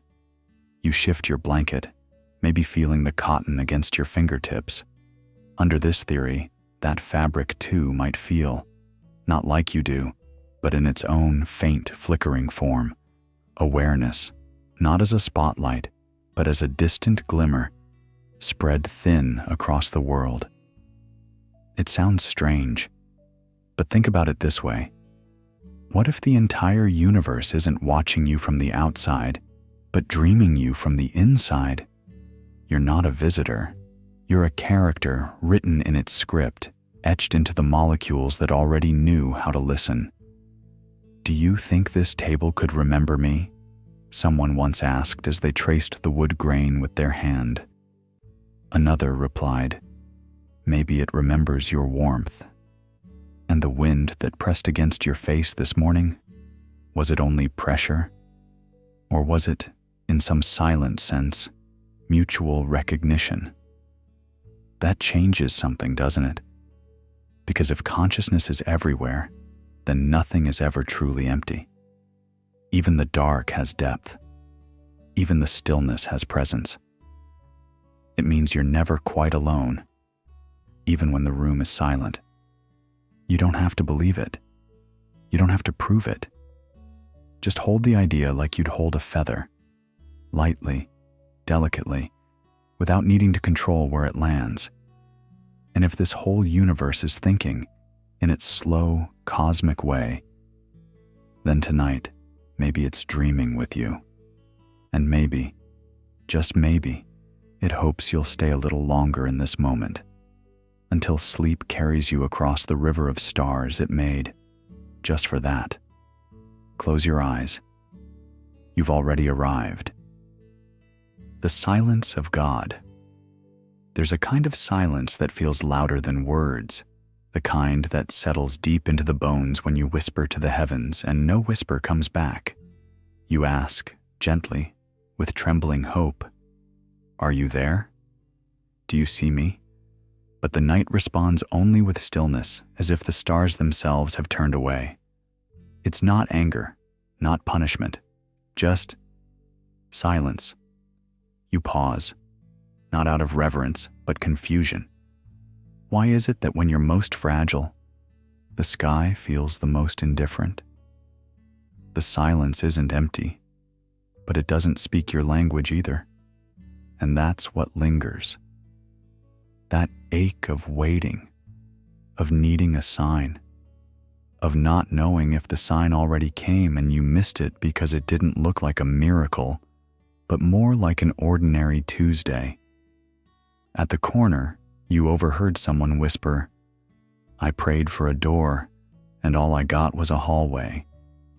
You smiled without meaning to, because it sounded like something you could have said. Maybe God doesn't speak in words. Maybe he doesn't roar in thunder. Maybe he waits, patiently behind the moments you think are meaningless, that long pause between the heartbreak and the healing. That might be where he is, not fixing, not forcing, just watching, like a parent resisting the urge to intervene so a child can learn to walk without holding hands. And maybe prayer isn't about answers at all. Maybe it's about the act itself, the reaching out, not the receiving. Maybe longing is a sacred language, and the silence is its reply. Not a no, not even a yes, but something more ancient, a kind of listening. When you place your palm on your chest and feel the quiet thud of your heartbeat, could that be the echo of something holy listening back? It's strange how absence can be so full, like an untouched canvas that invites your brush, or a quiet theater just before the curtains rise. And maybe that's the point. The silence of God isn't punishment, it's invitation. Space carved out just wide enough for your soul to walk through. So as your eyelids grow heavier and your thoughts begin to melt into dreams, know this: if you feel alone in the silence tonight, you are not. You're just standing at the threshold of something sacred, still unspoken, still unknown. And that is a beginning. Non-duality. What if there is no self and no other? Not a riddle, not a test, just a quiet question that softly slips into the space behind your thoughts, like the hush of a room just after someone has left. It lingers, stretches, dissolves. You might be lying there, eyes closed, the fabric of your blanket tracing the skin of your shoulder. And suddenly, for just a second, the boundary between your body and the blanket doesn't feel quite so real. In the calm silence of the night, this thought floats. What if separateness was never the truth, but only a dream we've been rehearsing since birth? Non-duality. This word might sound abstract, like something you'd hear in a philosophy seminar or whispered during a retreat at sunrise. But it isn't an idea to master. It's a perception that quietly unwraps you. In many Eastern traditions, it isn't just a teaching, it's a way of being, a shift, not in belief, but in the way the mind stops splitting.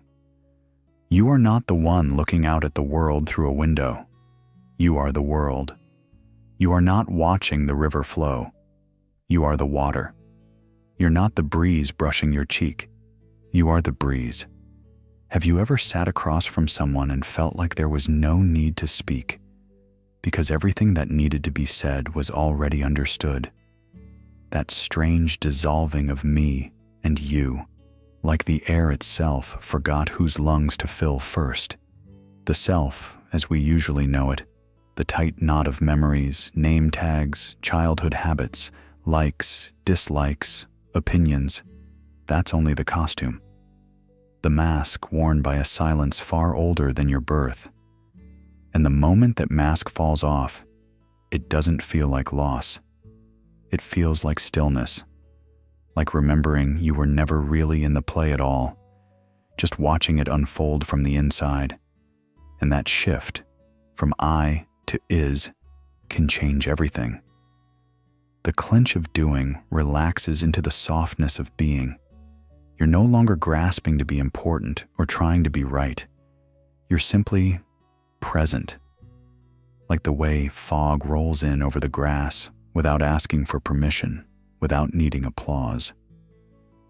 Have you noticed how, in those moments where you forget yourself, truly forget, you feel most alive? Like when laughter takes over and there's no thought left to direct it, or when you're walking and realize you've gone 3 blocks without knowing how. There's something sacred in that disappearing, something that whispers, you never needed to be a separate thing at all. A man once held the door open for me at a coffee shop. As I stepped through, he said, "You're just in time." It was nothing, just a phrase, but it struck me like he wasn't talking to me at all, but to something behind my face, something older, something nameless. So maybe this is the peace you've been seeking, not in doing more, not in becoming better, but in letting go of the illusion that there's something to become, that there's even someone becoming. Let the breath return now, quiet, soft, like a tide that never left the shore. Inhale gently, exhale without effort, and ask yourself one last strange question. Did you ever begin at all? And if not, maybe you've always been here. The illusion of beginnings. There's a strange silence in a hallway right before the lights flicker on. Not darkness, not yet light, just a hush that feels like it's been waiting forever. That pause, it doesn't feel like the start. It feels like something ancient just resumed.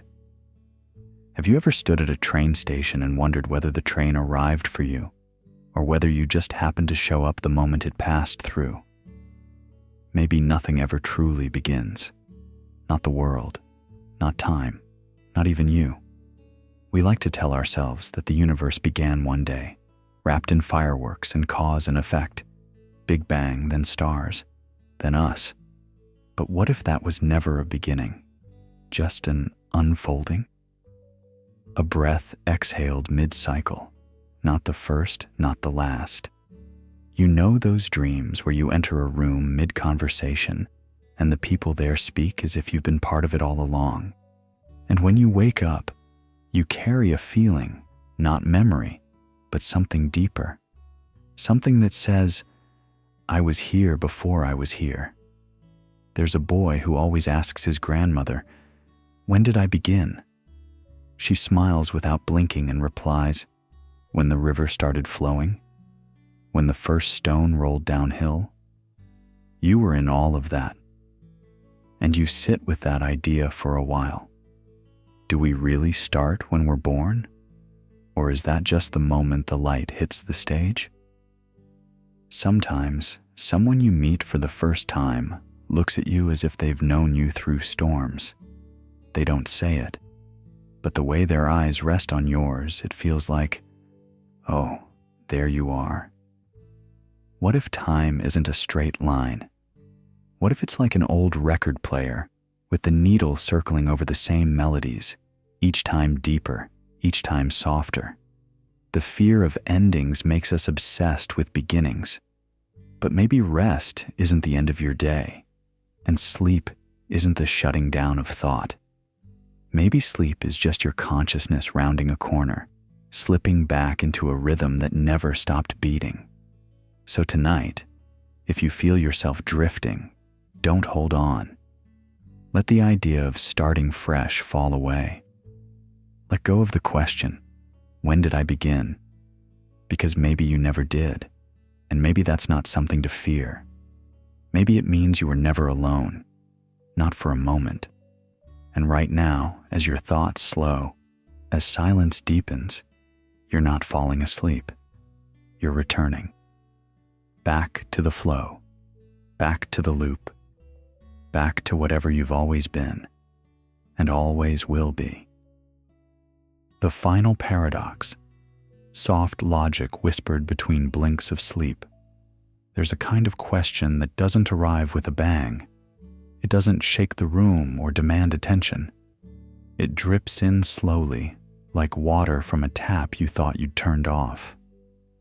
Can something be true and still unprovable? You hear it once, and it doesn't make much noise. But it stays. Like the scent of someone who left the room minutes ago, but whose presence clings to the air as if they're still nearby.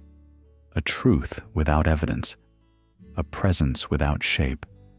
No science, no philosophy, just the soft certainty of someone who's lived enough to stop needing proof. There are things we carry not in our minds, but in the hollow just beneath our ribs. Like the feeling that a place is sacred without any sign saying so, or knowing someone's lying without catching them. You just know. Some truths don't need witnesses. They live in texture, not language. Maybe that's why certain moments feel eternal. A baby laughing at nothing. Rain tapping out secrets on your window at night. The moment before a hug begins, where silence swells, and you realize the other person moved toward you first.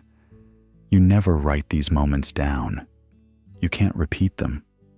You just trust them, like breathing while you sleep. And isn't that the strangest thing? How the deepest things don't make demands. They just wait to be noticed, not analyzed, like a shy friend who only speaks when you're quiet enough to hear. You might try to explain this to someone tomorrow and realize it slips away as soon as you chase it, like smoke between fingers, or a dream that made perfect sense until you opened your eyes.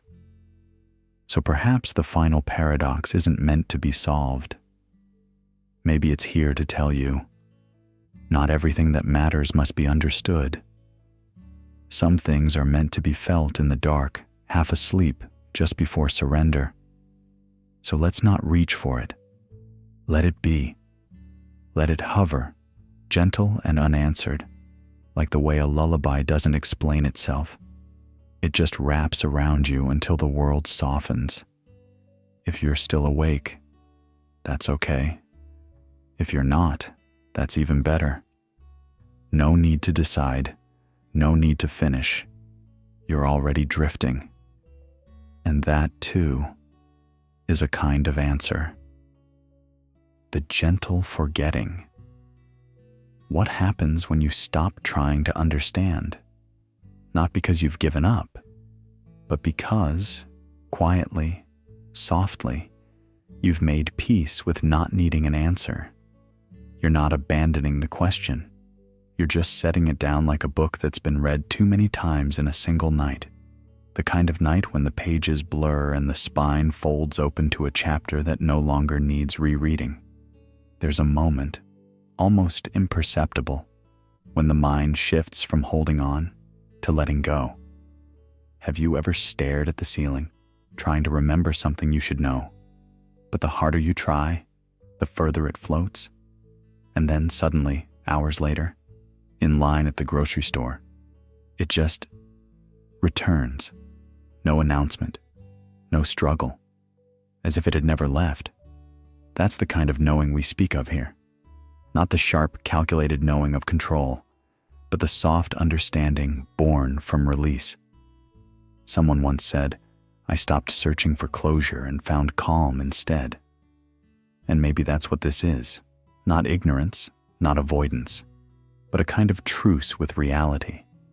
A gentle forgetting that honors the unknown, not as a problem to solve, but as a companion to walk with. Some things aren't puzzles. They're seasons. They pass not because we unravel them, but because we live through them. And in this surrender, there's no defeat, only rest. A rest the mind didn't know it needed until silence made room for it. Are you okay? A quiet voice asks from the other end of the bed. You smile faintly and say, I think I am. I just stopped trying so hard. The room doesn't get brighter, but it feels lighter. No explanations required, no conclusions needed, just a presence, a stillness that feels like truth. And as your body begins to settle and your breath falls into rhythm with the dark, you notice something unusual, that you no longer need to name what you feel to feel it, no longer need to explain where it hurts to heal. You are not unraveling, you are unclenching.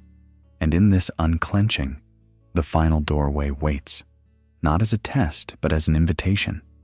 Sleep may take you now, or not yet, but it's okay. You can always return to this moment.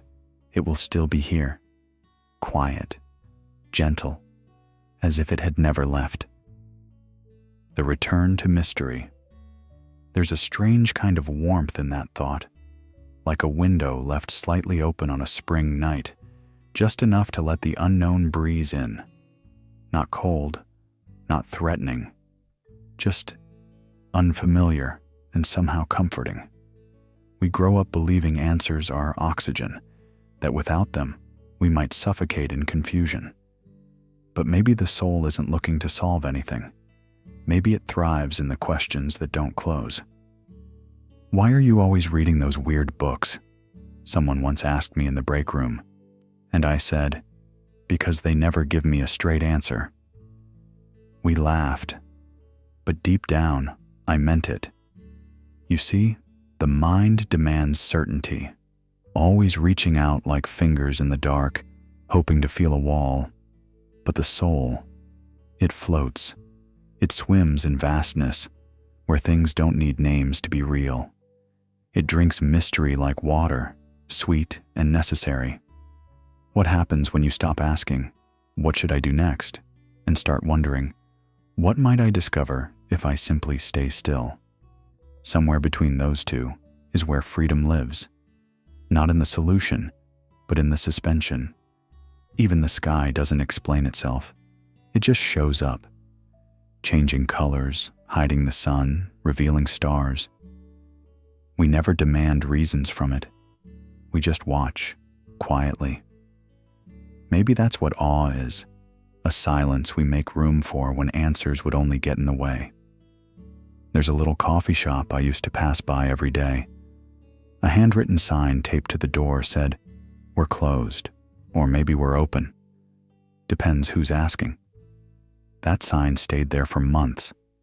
I never went inside. I just liked the fact that it existed, unresolved, a riddle in plain sight.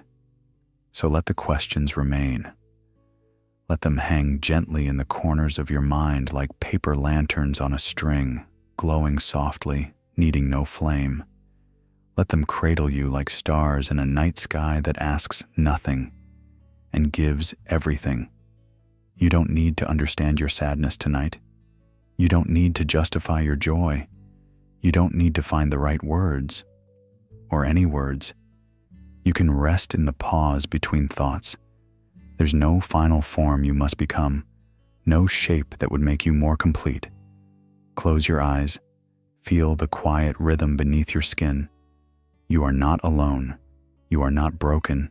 You are not lost. You are beautifully unfinished, and that is more than enough. And now, as we float among the final questions, we return to the beginning, but softer, wiser, quieter. Perhaps the meaning of life was never meant to be solved, but gently circled, like a firefly we follow in the dark, knowing it might never land. And that's okay, because tonight wasn't about arriving anywhere.